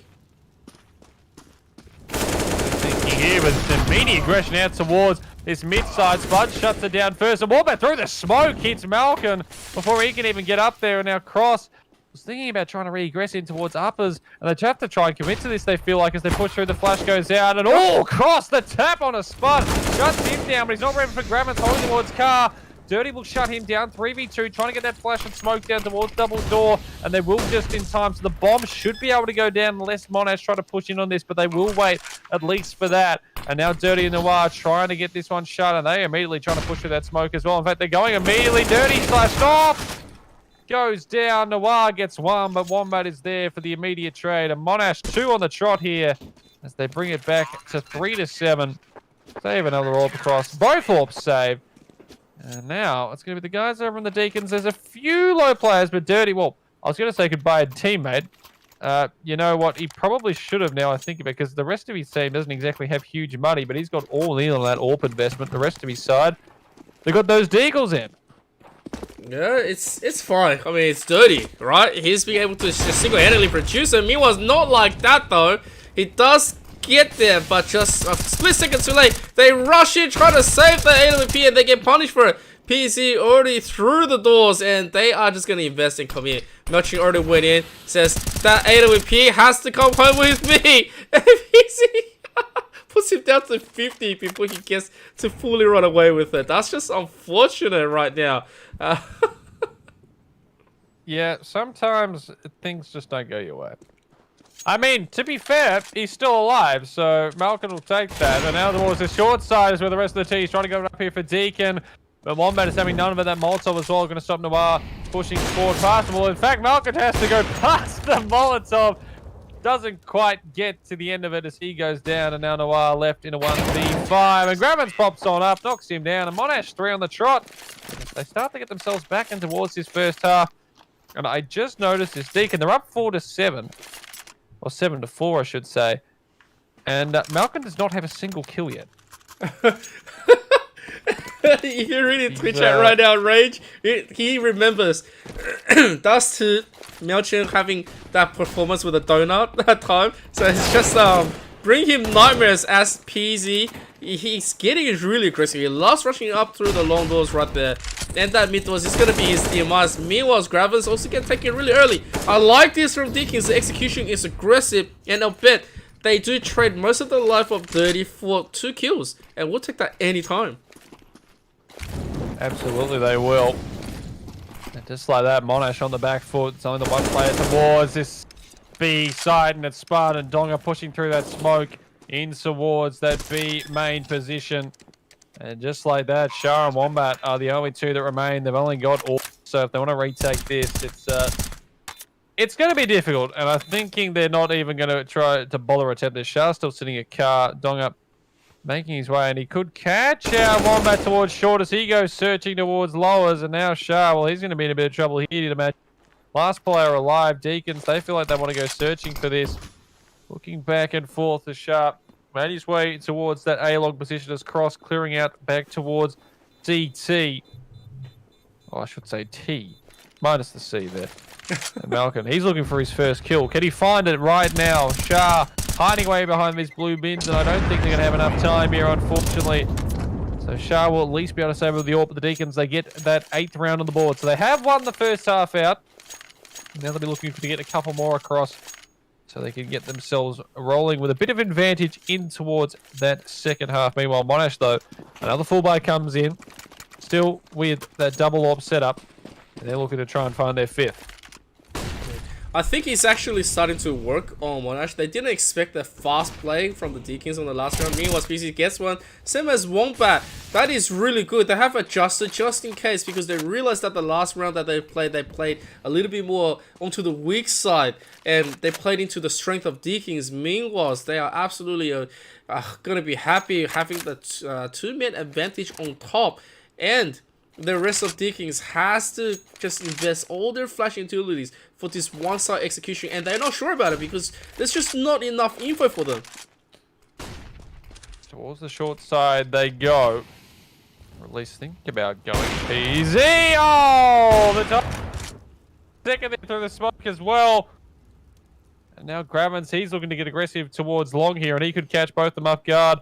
They're already being pretty aggressive towards short. This will be heard from mid. And they want to regress on this. Wombat's going straight after them as well. It's going to be Shah holding towards Car here. He grabs the first, and now it's all Noir looking to see if he can get anything there. But Wombat's already got himself up towards short. And a flawless round there from Monash. They hold it off perfectly. And 5-8, they've got themselves back into this first half here. And here we go, ladies and gentlemen, into round number 14.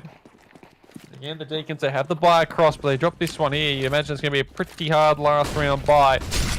This time, Malkin, he's going out first. He wants to find that first kill here on Dust 2. Noir's going to grab one, looking for it, and there it is. Malkin, he's on the shut down Pacific, back towards that B side, but that's not where the bomb is heading. A side is where they want to be. 2 of their players here for Monash. It's Spud and PZ. They're stuck in towards CT. Spud looking to try and get aggressive and go past that smoke if he wants to. Does he commit to it, though, is the question. Meanwhile, up towards short, it's Wombat as the bomb is now planted to that Molotov. Really gets Dirty down, and Wombat grabs the first. Dirty is so low as well, sitting on just the 12 HP. He does have the AWP. He only needs the 1 shot to hit. He gets burned again. He's down to 4. He holds an angle, gets one of the PZ, and Noir gets a trade back. It's left on the Wombat, knocks down Noir, and he can hold this. The smoke goes down. If he just can get the kill here, Cross trying to find something. The bomb is ticking. Wombat gets it. And the Deakins, oh, Cross just a little too late on that one. And 6-8, they brought this all the way back. Ladies and gentlemen, if you just joined us, it was a 7-1 start for the Deakins, but Monash been on a roll in this second half of this first half. And now the last round here, you can see the guns not quite there for the Deakins. They'd at least have the 3 AKs, but 2 Galils, not all the utility in the world. And again, Monash are trying to get aggressive towards long, but they've done well there. They've responded. We thought this could be a runaway here, but this is, well, it's pretty much identical to what happened in our first half over on Mirage. Yeah, oh my god, like Monash just there, they identify exactly what they need to do. As we go into this one, like, you gotta consider what just transpired. What a moment the both sides decision making was, especially coming from Wombat, as this is just gonna be the 2-round buffer on the last round of the first half. Oh man, Donga, that was a lot of shots, nothing but nerves, not hitting his mark just yet. Noir gets pushed, gets damaged, both sides taking massive amount. It's still not gonna just budge them at one go. Deakins, they must be thinking, every side has been watched, every side can't be taken just yet. So this is the full utility investment. The smokes in the molly, gets the denial, gets the back, and they just all get taken down. Wow, all 3 get dropped. Just like that, so Pacific, he wants to try and keep this going. This spray almost connects, almost to Wombat. They know he's there. Pacific down, and all of a sudden that 5v2 is brought to a 2v2. Donga gets that bomb planted. Cross has the angle, looks towards CT, grabs one, looking almost for the ace. Is left with Spud. He gets that one there, but Cross ties it down. And Deacon, they grabbed that last round, 9-6. A 3-round advantage going into their CT side on their map pick. We're in our second map here. The Deacons need to find 7 rounds to take us to nuke in this upper bracket final. Meanwhile, Monash, they're looking for 10 to shut it down 2-0 and progress onto the grand final for next week. And bit on the line here, you'd say. Yeah, just a tiny little bit on the line. Nothing really too expensive. It's only the grand finals, right? As we say this, they're just gonna chase him down. 30 runs away with 6 health. He says, what is happening? Shah gets tapping through. But you know what? Shah says, no problem. I've still got enough unique. Takes down Pacific Donga. Oh my god! That headshot was just insane. Meanwhile, Cross returns it back to Shah finally. But yeah, this is still a mad fight all the way for the lads at Monash. They still have the numbers advantage. Meanwhile, Cross jumps that back. And he takes one more. Oh man. Smooth. Cross showing off some USP headshots right now as they look to try and get back into the side. Cross has the kid if they can get these hits, but Spud grabs the first. It's all left on Cross. Needs to find the taps. He can't, and Spud completely out of bullets. In fact, his final one is the one that kills Cross, and Monash, they grab the pistol 7-9. A reinvestment comes in. And the Deacons, meanwhile. Now, we've seen this so far tonight, is that when the team on that second round, they've lost, they've reinvested into it. But, for once, it hasn't happened. The Deacons, it's a complete save across the board. As I said, Noir does buy a P250, but everyone else, USP and no armor, and a rush towards A long. And holding that angle back towards the T-spawn of that long's doors. The entrance that leaves to Shah, as the rest of the players going up towards that short side.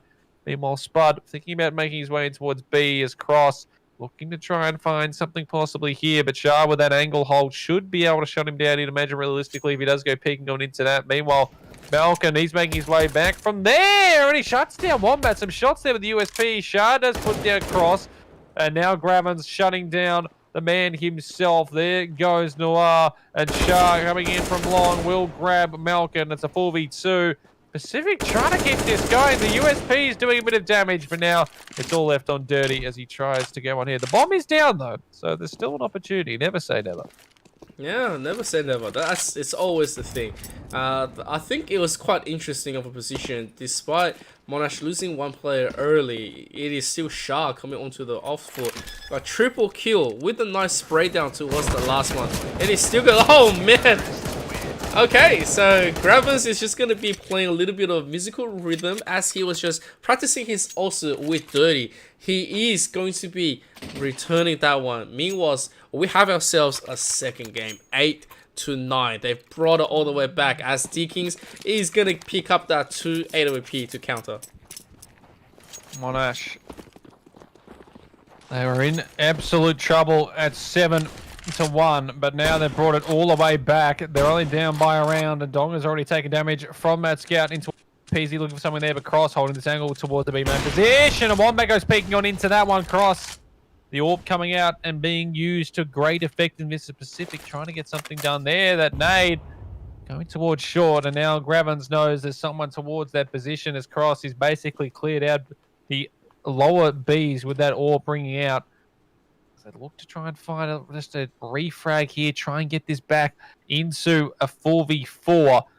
Doesn't look like they're going to be giving any opportunity here as Donga making his way through CT back towards that short side. It looks like Monash want to burst out onto this A side with a split towards too long, too short. 3 players towards this A area, though. As the smokes go down, the flash there on the site. That's from the man himself, Pacific. I should say Pacific, not Pacific. It's Malcolm. He's looking for a couple of kills here. He gets one. He almost gets the second. In fact, he does. Doubling up big time as Malcolm. Grabbins will at least be able to get Pacific here, but on this AWP hold is Dirty. Grabs that one, and Noir holding the angle. Shah will grab one. But Noir is there for the immediate trade. The AWP is picked back up. 2 AWPs still saved across. And now Monash, they dropped that one 8 to 10. They will be able to reinvest most of their players into this round if they want. PZ's pretty low, but Eagles are in. They're putting everything into it again. They're still going to be running into those 2 AWPs then. Well, you have to. The AWPs is great. And Monash, this is going to be a little bit broken, but Wombat gets sacrificed instantly. And right now, that gets a little bit repositioned. Pretty sure there was more than enough info that they can work with as Monash is going to go for the gamble. Meanwhile, PZ trying to just find something through the double. Has to get forced up to the jump.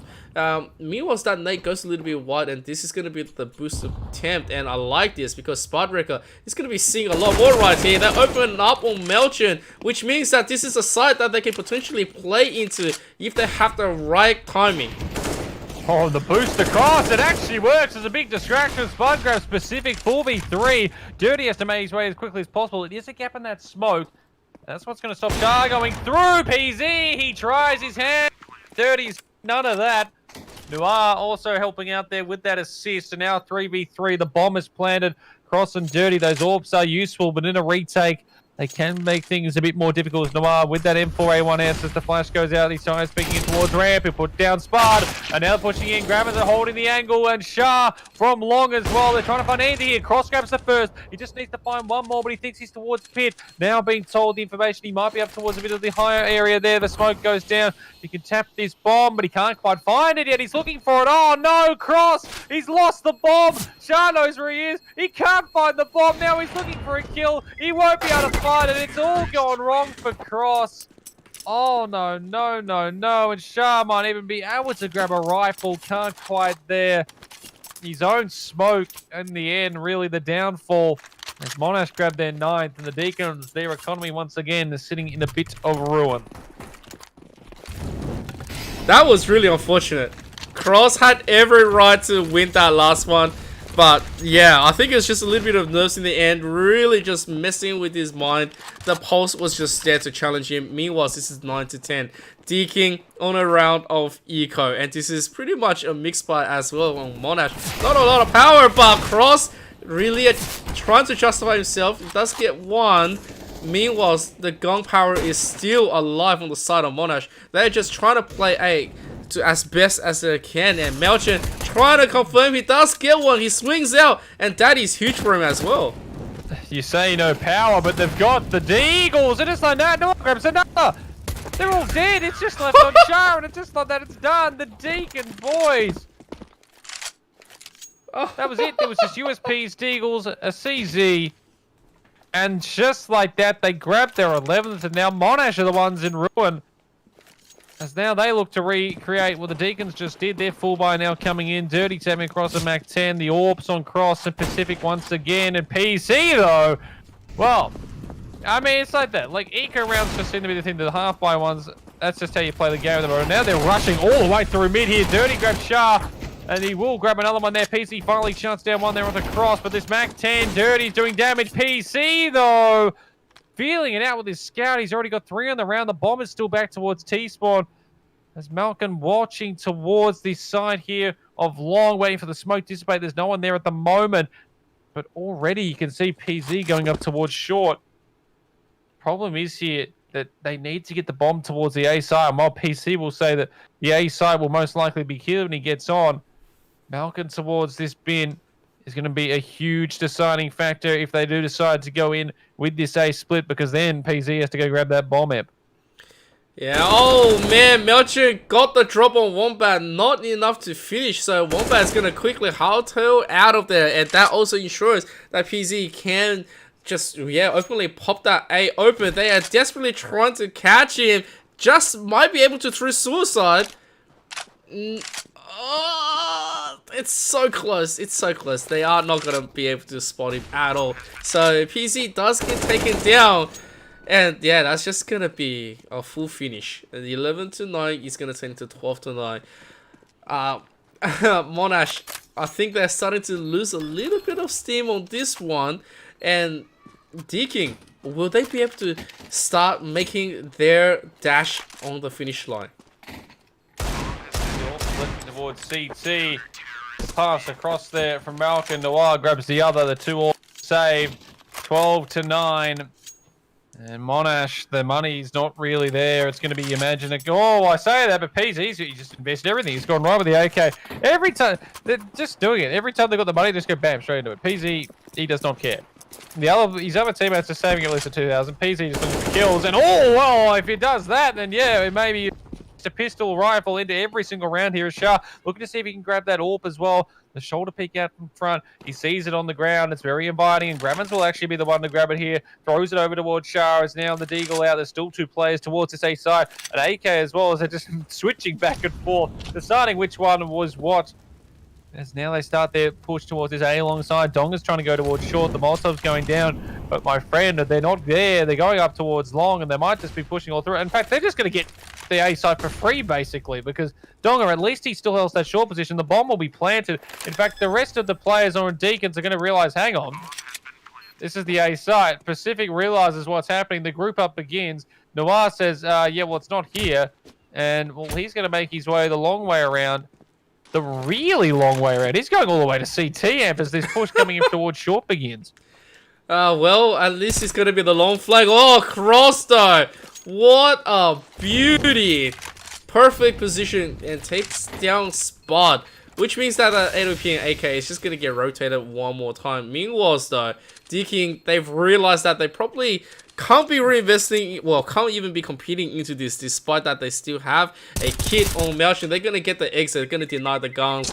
But at the end of the day, it's funny how that was given up. That A site was perfection. I don't know if there was some fake that we missed, but like, yeah, man, I could not catch why they did not want to invest more into that A. And they didn't retake it either. Like, they just didn't even really think about it. They sort of was a couple towards short there, and then they fell off that. And just like that, Monash would really just one rifle get the round done without any real commitment there. This push out towards A long, though. It's not starting up perfectly for Shah. He's going to be shut down immediately. Flash has come out as a double push there. 3 players towards A at the moment. Smoke's going up there as they try to push through towards mid. The spam coming through in that mid side through Mr. the Donga, Pacific Donga to be exact. Now 3 players up towards short. Meanwhile, Wombat was in upper B as he now goes to join the rest of his teammates. It's going to be Malchin. And also the man here himself, Dirty. He's dropped down to CT now as they think about that one. And they're not really sure where they want to go here, Monash. They were thinking immediately towards short, but there are 3 players towards there now. Really trying to find these angles. Already, you can see the push out as well from Noir. He's gotten to car, so if they go back, it looks like they want to try short again. Yeah, it feels like they're going to try to make as much noise on the side of Peace, and yeah, he's just going to lurk all the way until his death. Now, this is quite a very interesting moment, because either way, they know Peace is here. There is a boost. And so, yeah, Dongler is going to be taking that one, and the rest is going to execute onto this A. Oh, the miss comes out from Dirty, and that's not something you see him drop, but he is going to quickly reconfirm, making this one nice and easy play. I don't think they can really be pushing this that easily, and Gravens, the final man, 1-4, is going to get the plant, but how well can he defend it is the question. Finds the first one there, but they're already pushing on towards ramp. He spotted one, but Dirty with the USP looking to shut this one down. He does. Brings it back across to the Deakins, 13-10 now. And these back and forth rounds at the moment. Deakins still remaining on top. They've got that 3-round advantage. They've got the economy advantage. And there's 2 double AWPs as well, making it very, very difficult for these sides to be broken into at the moment for Monash's. A save coming through him, and possibly, yes, I think there are, well, as I say, that there's a few buys, but they're actually probably going to have enough money to full buy next round. A slight economic save, something you don't see every day. Well, yeah. Well, okay then. So Peace is just gonna get burnt. and it says, okay, well, I'm not going to be doing anything right now. See you guys. No more info from me. And at the same time, oh, Grabbers though. Oh man, I thought he saw Cross all the way at the end. And then he wanted to go back for it, but it feels like he didn't at all. And yeah, there is going to be the play. The 8OP doesn't really come alive for Wombat. He does get that miss, but he is going to readjust onto Donga instead. This hole is impenetrable, and although he dropped, he knows, and Dirty comes onto the back foot. There is going to be the play, ensures maximum effort, and Spot, you see him, he goes, yeah, well, here comes the smoke, my final ditch of effort. My Mac comes through, sprays it in, and he's only going to get one, but that was enough. That almost turned into something very dangerous for the Deakins, but they grabbed their 14 to 10. And Monash would take that, I reckon. I mean, look, pretty much pistols across the board there for that round. And they get the bomb plant, so they will get that extra economic boost as well, as now the full buy will be coming out for their team. You know, the Deakins still the double orbs. They still have the money to reinvest with all their players. And just 2 rounds away from taking us to round... Well, to map number 3. Monash, though, I very much doubt wanting that to happen too fast, as Budwrecker and Shah are going to be taking out Pacific early as they burst out through this mid side, and now they're moving towards CT here, and Dirty's not ready. Doesn't have time to adjust. The smokes go down as well. Now Cross needs to find something here. Shoots in between both of them. Will get Spudwrecker looking for the second one as well. Can't quite hit them right now. He gets mollied off as Wombat takes him down. Holding the angle through the smoke as well to see if Noir or anyone from their Deakins side was pushing. It's Noir. He falls, and it's all left on Malcolm. And just like that, Monash are going to grab their 11th. It felt like it was just the beast waking up on the side of Monash. When you see Sparta Wombat execute onto Cat and then pushing through the mid doors, there was no response from Deakin. I think it was just the perfect timing, the perfect gap in the defense. Monash inserts themselves into that shining armor coming from Deakin. They are gonna make this into 11-14, effectively denying. Meanwhile, Melchior finds 2, takes down Wombat, takes down Gravens. Lads, you don't want to be denying that much, right? I mean, you have enough. You are going to be carrying across. Now you're going to have to rebuy into the next one. Yeah, and it's not exactly like they had the biggest amount of money there, Monash. So it's always a risky one when you go after that chase. And especially, I mean, you want to try and get the AWP in hand. That's always the smart move to do. The Deakins, they're going to be a bit short with a few of their players, but they still have the 1 AWP on Dirty. Noir and Donga have their M4s. Meanwhile, Cross has the Deagle, and that is it. Malchin, well, he's got the dualies. Oh, we would like to see that. Whether or not they can do anything is reigns to be seen, and the fact that no one's going towards long means it does make it a bit more difficult. That nade actually landing on top of PZ, putting him down to 58 HP before they even spot each other. But they're already up, aggressive forward short. I don't know if Demar's going to be ready for this. In fact, he's ready for it. He's looking for a second here as well. The Molotov about to go out, but Wombat holding this angle, looking for his second one here. They're just trying to get these kills. Monash, they cannot be giving up this round, and they need to be careful. It can't be losing the dualies, PZ. And he makes sure he doesn't. 4v4, they still want to try and hit towards this A site. Now they have the long control. That means Noir, and also the man here across there to watch for these angles. Noir gets aggressive, finds someone there, and now in behind is Dong, looking to grab one there. Donga grabs one. Wombat, though, he's got 2, and PZ grabs Cross, and now it's all left on the Dirty at open hand. As he tries to close in here, he picks up the M4, but Wombat shuts it down. And Monash bring it back 12-14. They refuse to go away here. And now the Deakins, their economy is the one in a bit of ruin. And Monash can smell blood. They've got a full buy coming up here. They're managing... Problem is they don't have the hugest amount of a utility, or sorry, I should use a huge economy money left over. They get this round here all of a sudden 13-14. They have a real chance to shut it all down here in this series. But I don't think Deakins are going to want to allow that. Just need 2 more picks, 2 more rounds to try and get this one done. Going to be hard here with the Deagles and the two USPs, but they've got the opportunity. And the way we've seen it tonight, they definitely could. Although that is going to make it difficult. Spartan PZ knocking down players. Dirty grabs 1. But a 1v4, bomb should go down. And this is going to make things difficult as Dirty's looking to go and save that AK. Yeah, I think they just, it's just the AK. It's not like Dirty's, retrieve an 8OP because that's the only hand of Gravens. That was just insane. That one jump from Spud as he sees one and then he swings and sees two more. That was just everything Monash needed to confirm the rest of this round. Deakin, a round of eco. They wanted to get something for a trade. It was just ultimately denied really quickly. Knows that they can't really be competing. Dirty might get one more. Yeah, he is going to get that one more. And they say, alright, well, free kill right here. We'll take it. Meanwhile, they are going to go for it.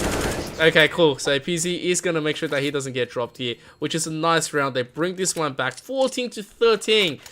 And Deakins needs to close this one up quick if they want that map 3 nuke, because that is one of their best maps ever into this whole season. 14-13. The fullback coming back in here for the Deakins. As they look to go there, the flash goes out. No players can see each other. Malkin will grab that one there. Noir gets Gravins as well. And 2 huge kills to start off. Dirty almost grabs another. And trying to get the peek back in here. He's playing with fire, Wombat. And Dirty finally shuts him down. And possibly shuts down the hope of Monash. 2 players remaining. No flashes. Just 2 Molotovs and a smoke. And while they probably will be able to invest in the next round, that just... the long play not working at all their end.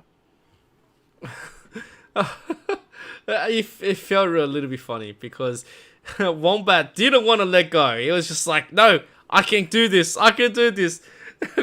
Ultimately, he got denied. Really unfortunate.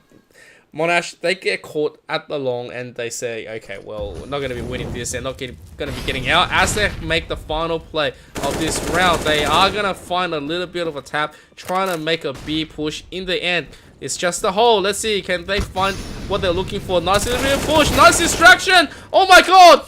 PZ gets a massive double, which means that they are still alive in this round. An opportunity to get something done here. 3v2 Deakins. They had this one locked down.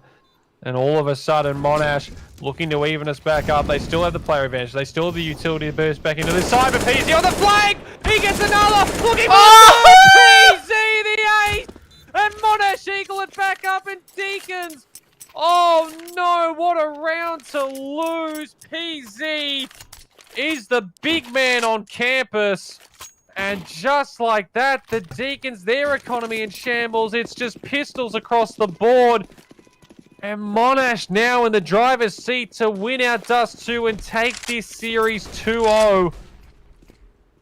I mean, there's no words there. That is just tragic for the Deakins boys.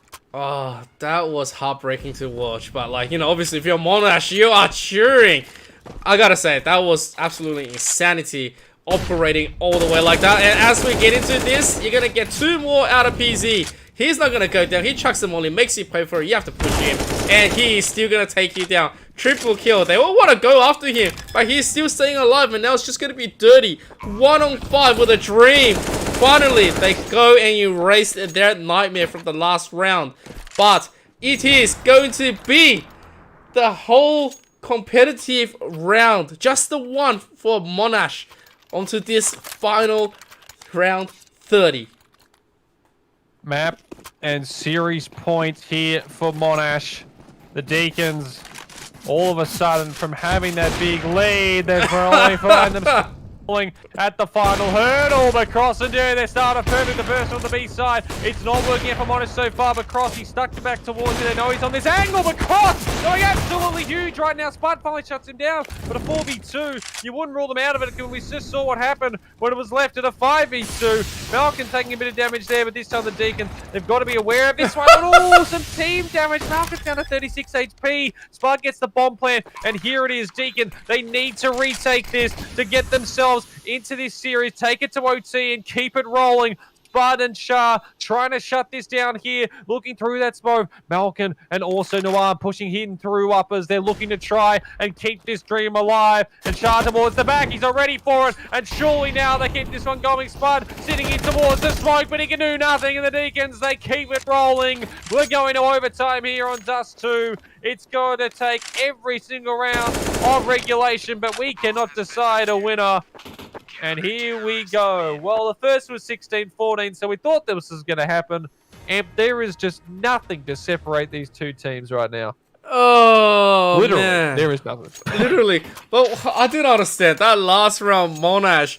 Like, that last round, it just felt like they were trying to make too much noise for Deakin, and yeah, Deakin didn't take anything for it and punished them all, especially coming from cross. Nice clean shots coming through. Meanwhile, as we come back, there's gonna be the burn on the Gravens, and Melchin gets taken down as well. 17 health left on Donga as he nades down Shao and Wombat. Nice little bit of play. Needs to be careful. Wants to get the chase, and he might just get it. It depends on how they're gonna be just looking back at him. Look at him. He's going through the long. And he grabs that onto Shari. He is very low on 17 HP, and PZ jumping back towards Suicide. He's going to hear him, shuts him down, brings him back into equal states. 3v3 situation. Spike trying to go for the smoke. Dirty, already aggressive towards there, and he shows what he thinks about that push through the smoke there and across. Oh, well, it comes down to timing. Wombat sees him first. What is it going to be? It's going to be the miss there from Cross, and now he knows he wants a position, but these flashes coming out. Wombat decides to fall off that angle for now, throws down that smoke. 3v2, Deakins hold the advantage right now, but PZ coming up towards long. Noir trying to hold these angles. He's walking up. It's all going to come down to timing there. PZ watching the angle. He knows Noir's there. That Molotov's going to force him out. He has to run out before it's done. The spam through. And now he knows he's had to make his way down there as Wombat's going to bring up that AWP.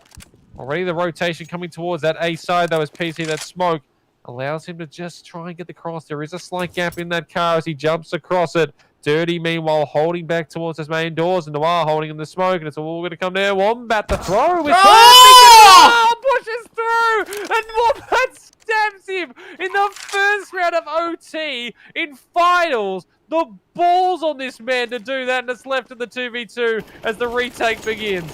Oh, you don't get to see that one every day, and as the retake comes through, that's just going to be it. Oh my god.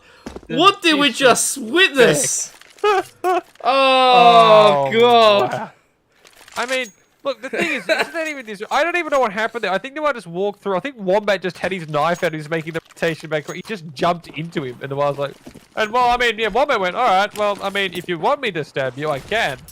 Takes that. Monash take the first round of OT, and this time already out towards long, and this time Gravens gets the advantage. Not flash up enough. PZ grabs Noir. There's just one player. Dirty trying to get away, but Gravens grabs him. And the Deakins have fallen apart on a long. All three players, no trades anywhere. And it's going to be left in the 5v2. And it's all up to Cross and Donga as they try and grab a 17th round here. But it doesn't look like it's going to happen. Well, the Deakins are trying to go for 6, I should say. Monash trying to go for 17. It's looking very likely. And they just have to kind of save, because even with OT and having all that money, most of their players are going to be so short in the next round. No money for you is the current statement echoed by the rest of Deakin. Like, what a round. I mean, that last round was already insane, but this one, Monash was just... They just had Deakin's number. They had all the correct play, and Spyrecker did nice cross as well. So it's just Donga with a silencer. He is going to get one back. Saves just 1-8 AWP, and he's being spotted. Yeah, but they are... Yeah, not really going to give him any quarter here. Everyone's just coming to rotate off they're here. all coming from everywhere. Donga, he's managed to stay alive though, and in towards that smoke. He might be able to grab another there. They're throwing the nades, everything. Donga, he's staying alive. He will save that AWP. Monash throw everything at him, and they can't quite get him, but...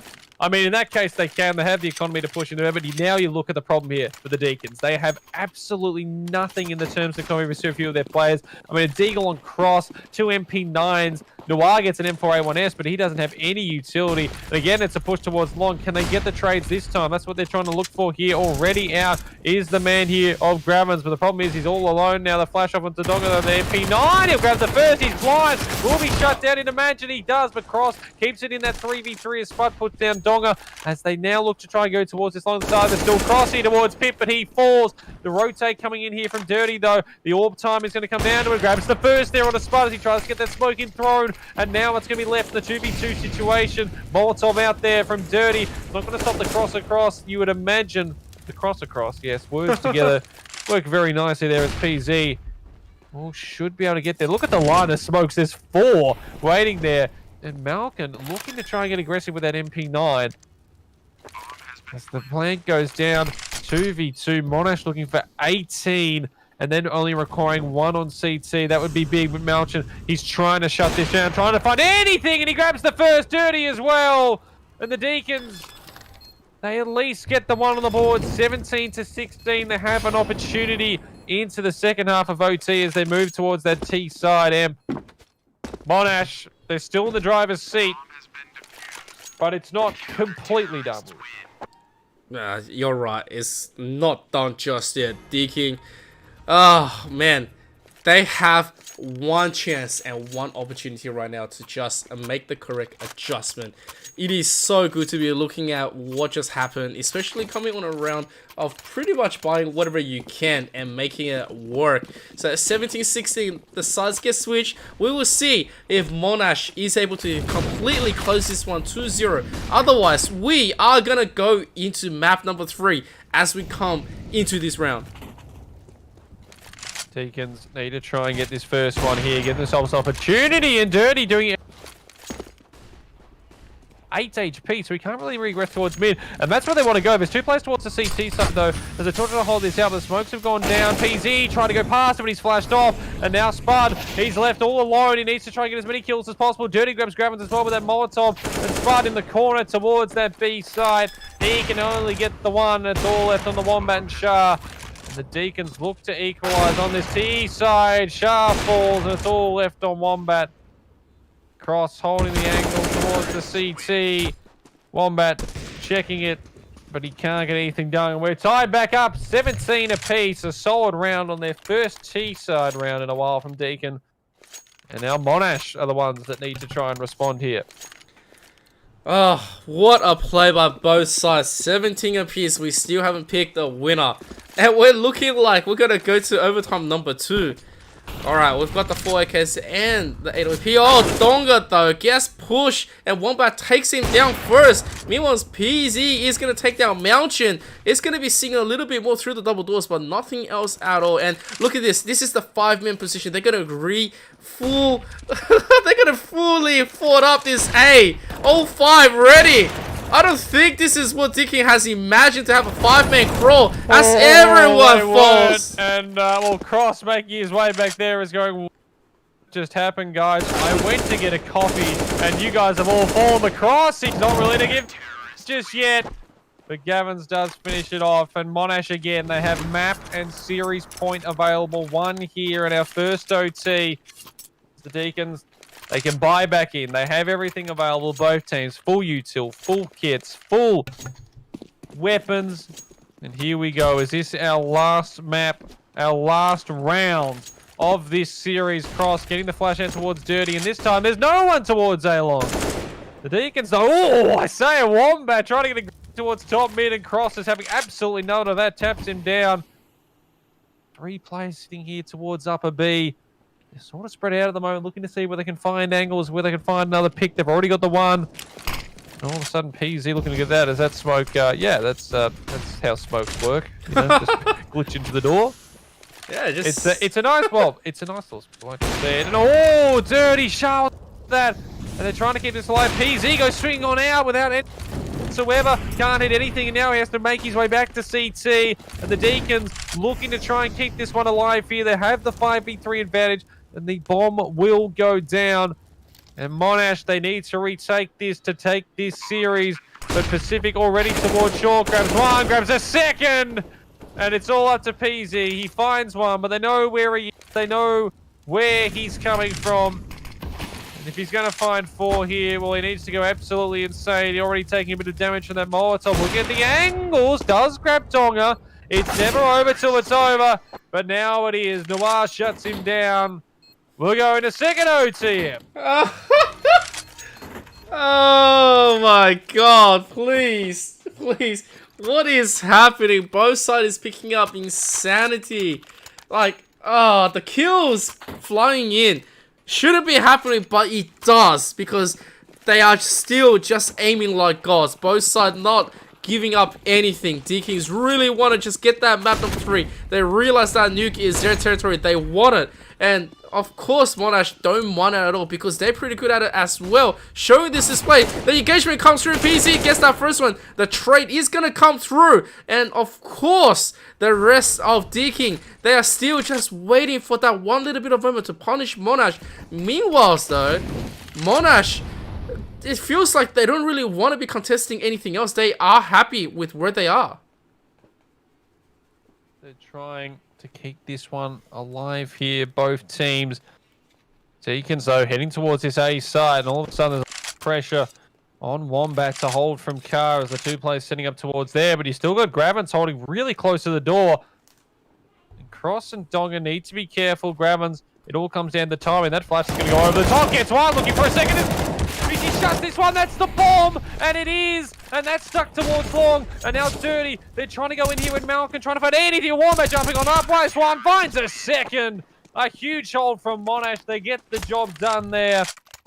19 to 18. They take their first round here on the CT side in the second half of OT.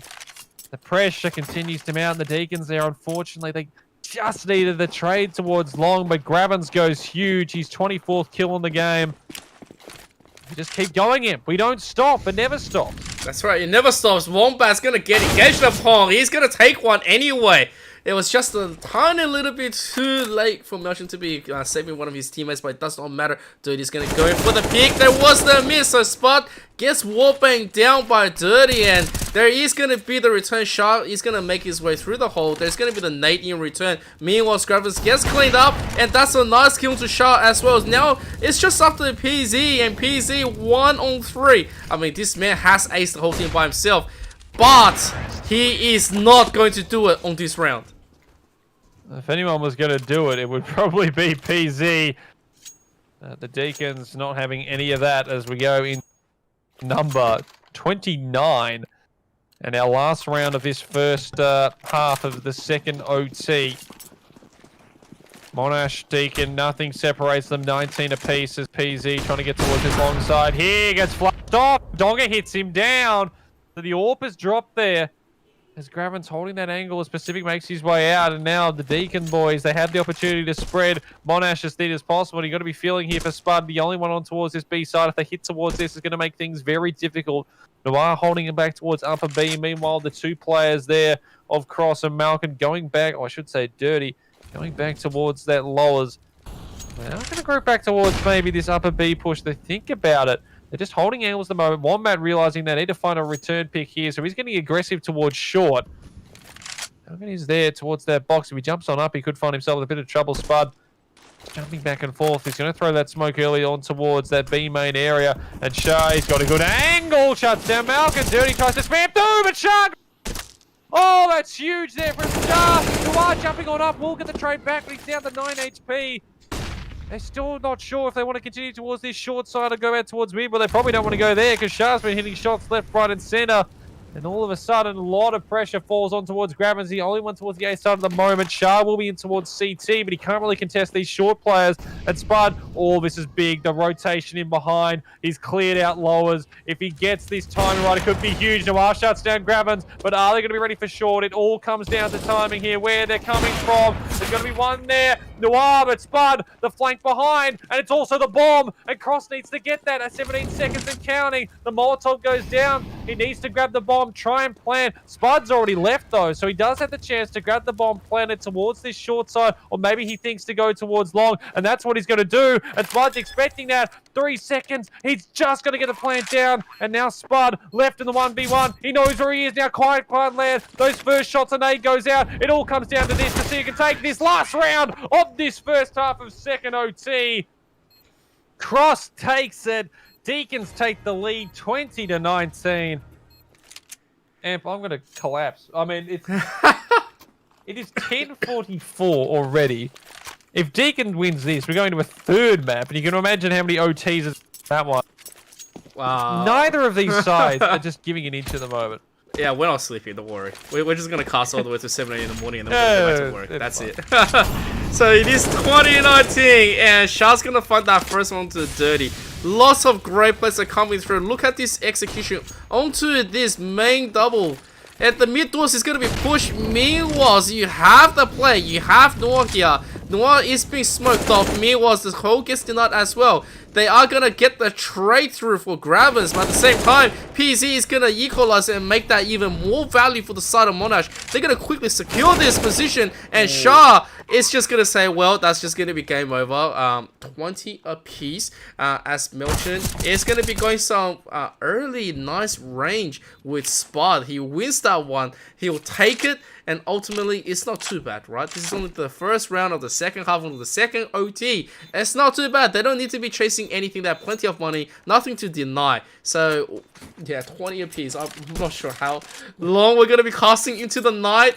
But I am excited, Haz. I hope you are too, because we need to strap ourselves in for the long one. Oh, they're trying to get rid of Malkin here. It's all the boost up as well. If they look towards the right angle, where Malkin is in towards there. Well, he'll take that any day of the week. And though Monash win the round, they'll have to reinvest into this one. Shouldn't be a problem with the money they have. The Deakins, unfortunately, they just could not hold out towards that B side. It was a nice split from Monash. And still, the pressure grows. Again, one of these teams will have the opportunity. Will it be Monash to again have a chance to close out this series? Or can the Deakins grab themselves their first map point to push this to a third? And Cross starts it off well. Wombat, both the Orbs trying to contest each other. He already grabs one there, and PZ, he's already down to 34 as he tries to go towards long. And just like that, Deakin get themselves into a good position early here. And now there needs to be some sign of trade here for Monash to poke out towards mid. It's going to come down to angles here. Donga, he's had the hole, but he can't quite get the kill. Spud puts him down, and all of a sudden, Dirty, he's going to be left alone, wheeling towards this B side. When I say alone, I actually mean with one other player, because, you know, counting is very hard. The push towards uppers is where it's all going. They're all flying out here. They're going straight into it. Dirty, the hold of the angle. Oh! Oh, the huge 4K holds it down. Monash collapsed completely in front of him. And the Deakins map point to push us to a third. Oh, the fun never ends, Imp. We've got another chance either to go here to a map 3 or to a third OT.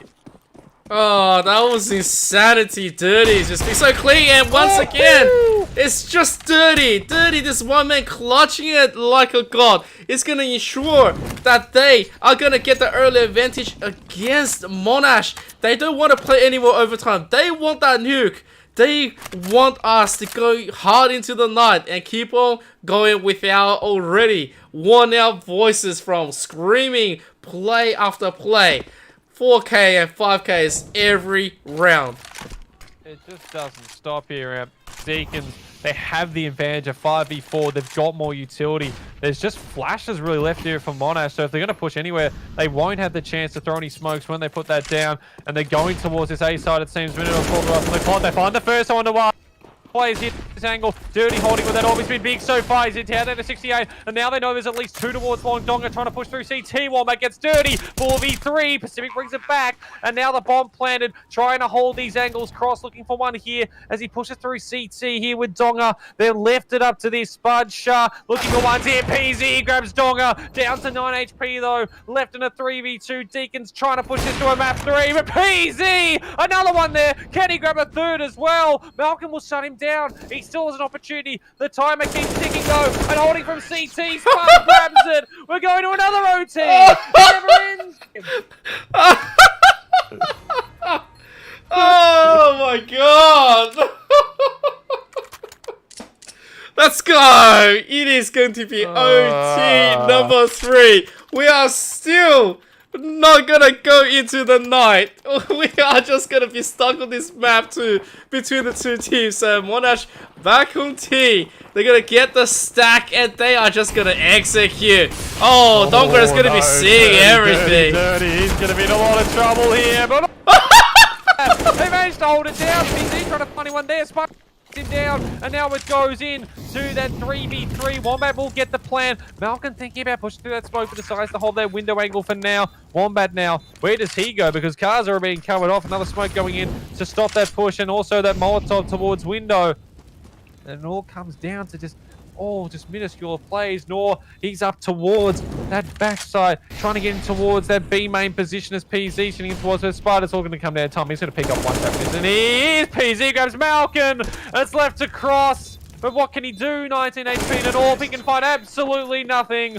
Oh, baby. 22-21. Monash grabbed the first one here of I mean, is it third OT? I think it's third OT. I'm losing count already. This is ridiculous right now. Neither of these teams, like, you see one round like that, okay? Like, 4 players survive one team. Okay, the next round's going to be, like, another round easy for them. No, it's just that. It's the complete opposite. The other team just kills all 5 players and they don't lose a single player. Or it's the 1v1, 1v3, and they just clutch it up. It's ridiculous. So there's one, but he's going straight through that Molotov. Gets the tag up, and then Grammons gets the kill. Dirty with the immediate trade from CT. It's just ridiculous. It is ridiculous, although we are getting bodies dropped left, right, and center. The rest of Monash, the lads, they love it. They love just going straight into your face, rushing it in. They say they can always get the right aim out. Meanwhile, Cross is going to come through midway. He's going to get Grabbers here. Meanwhile, Grabbers realizes he's going to respect his current position with that smoke. Doesn't really want to be pushing through something really silly. So this is the point. This is the scenario. If Grabbers picks up the 2, they instantly win. And they are just waiting for it.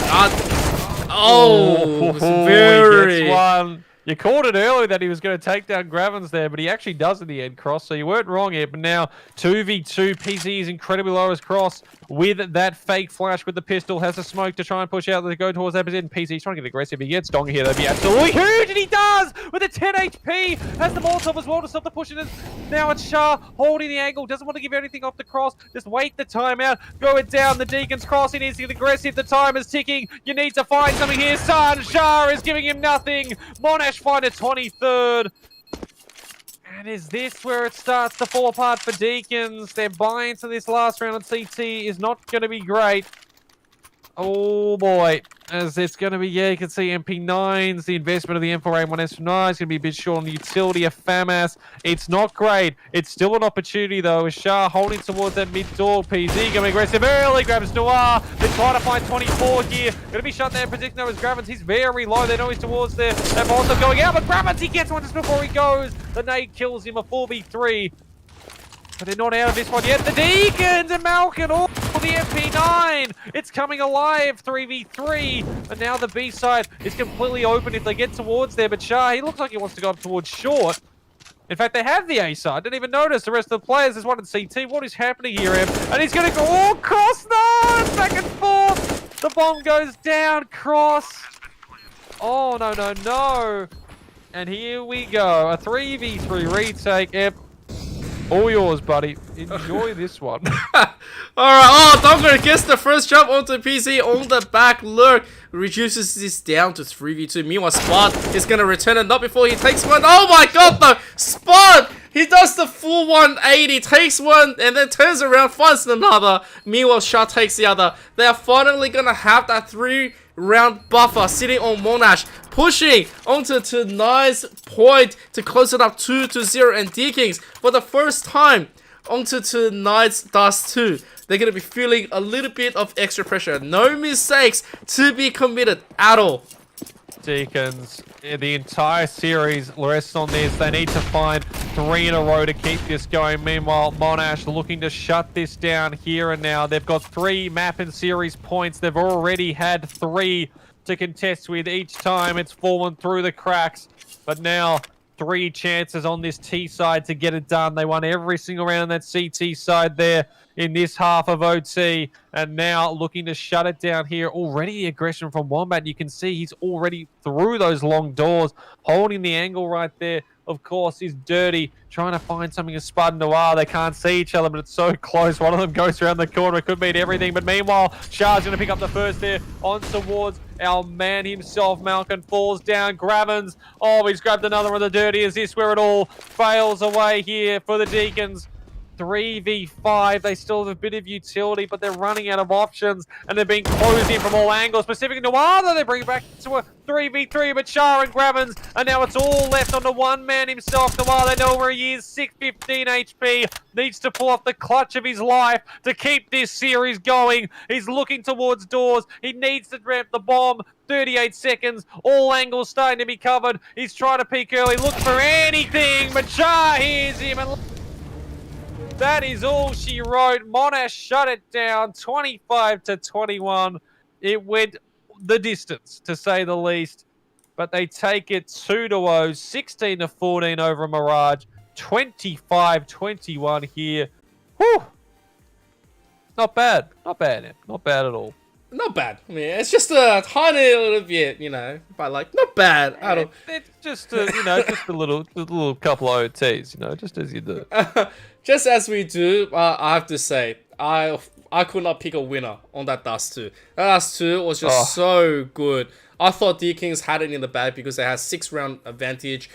You know, they had all the early options ready. They showed the strategies, and it felt like Monash was just, you know, also disrespecting the strategy. They said, no, we're going to stick to ours, and we don't care about your strategy, and we're going to keep on doing it. We're going to keep punching that iron wall until we make a dent, and then we're all in. That's it. That's how we're going to be playing. And they've been playing that every single round, despite they get punished, and, you know, they lose early players like Wombat, they lose early players like PZ, they get picked off by Dirty, of course, with that AWP, sitting so clean throughout most of the rounds, clutching it out, and having that early denial. But at the end, Monash was still able to execute the strategy every time. It felt like the practice was really clean on their side, especially when, you know, when they drop guns or when they drop low. They knew exactly which players just needed to quickly turn around, get back in, and yeah, Monash, 3 overtime.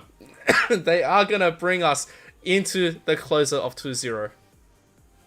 Yeah, I mean, and all credit to the Deacon boys as well. I mean, to go down 2-0 would be disappointing. They couldn't grab a map, but the fact, like 16-14, 25-21, you definitely pushed it, I would say, all the way. As, well, this would have been our map 3 on Nuke. It would have been a very interesting one, to say the least, but that is where she does end, and it does mean Monash move on in that upper bracket section. Deakins, well, they're going to fall down to that lower bracket side. As well, they only have to make their way up, back up towards. Well, I mean, look, I feel like these two. This may be what we're going to see in the grand final. If that's anything, what the grand final is going to be like, I am completely down for that. Maybe we start at a bit earlier than 8 o'clock, so we're not doing this till 1 in the morning. But if it happens, it happens. Hey, if it happens, it happens. I don't mind, right? Exactly, that's the whole thing. Especially with this kind of matches. As long as it's enjoyable, and I hope everyone in chat did enjoy that one. It was some very nice CS from all players. They gave their absolute best. And I mean, what else could you ask for, really? Well, this is what you can ask for. So, here comes the sponsors. Without them, there wouldn't be great competition. So, there wouldn't be the 25-21. Exactly. So, please take us away. No worries, Amp. I can do that because I'm the man reading the sponsor stuff. We're going to start off with our guys over on Chatime. They are our bubble tea partner, our number one. Do a very good stuff. Fresh iced tea, if that's what you're after, you're going to get it. Try their new range at your local store. There are over 120 Chatime tea breweries, and they are all over the shop, all over Australia. You can find them on the App Store as well. Get it delivered. Go pick it up. Do whatever you want with it. Have some nice Chatime tea. And a big shout out. I mean, what a time to bring them in for our first cast together here, Amp, with the guys over on Predator. I mean, they must, anyone from Predator watching, I mean, they must have just enjoyed that. They're like, okay, we've definitely made the right call sponsoring this event. Conquer new worlds with Predator Gaming today, fellas. I mean, they have got everything. We're talking all the great gaming experience stuff that you can get there. And I mean, performance. That's what you're after. When you hear Predator, you think of performance. They both start with P, so it makes sense. So definitely go check them out. AOC, they are your monitor display technology boys. They've been at it for more than 50 years, and they deliver an exceptional viewing experience to millions of loyal customers worldwide. I mean, what more could you ask for? If you're looking for some high-quality monitors to get that edge on anyone else in-game, check out AOC. Thank you for them for sponsoring this one. Indomie.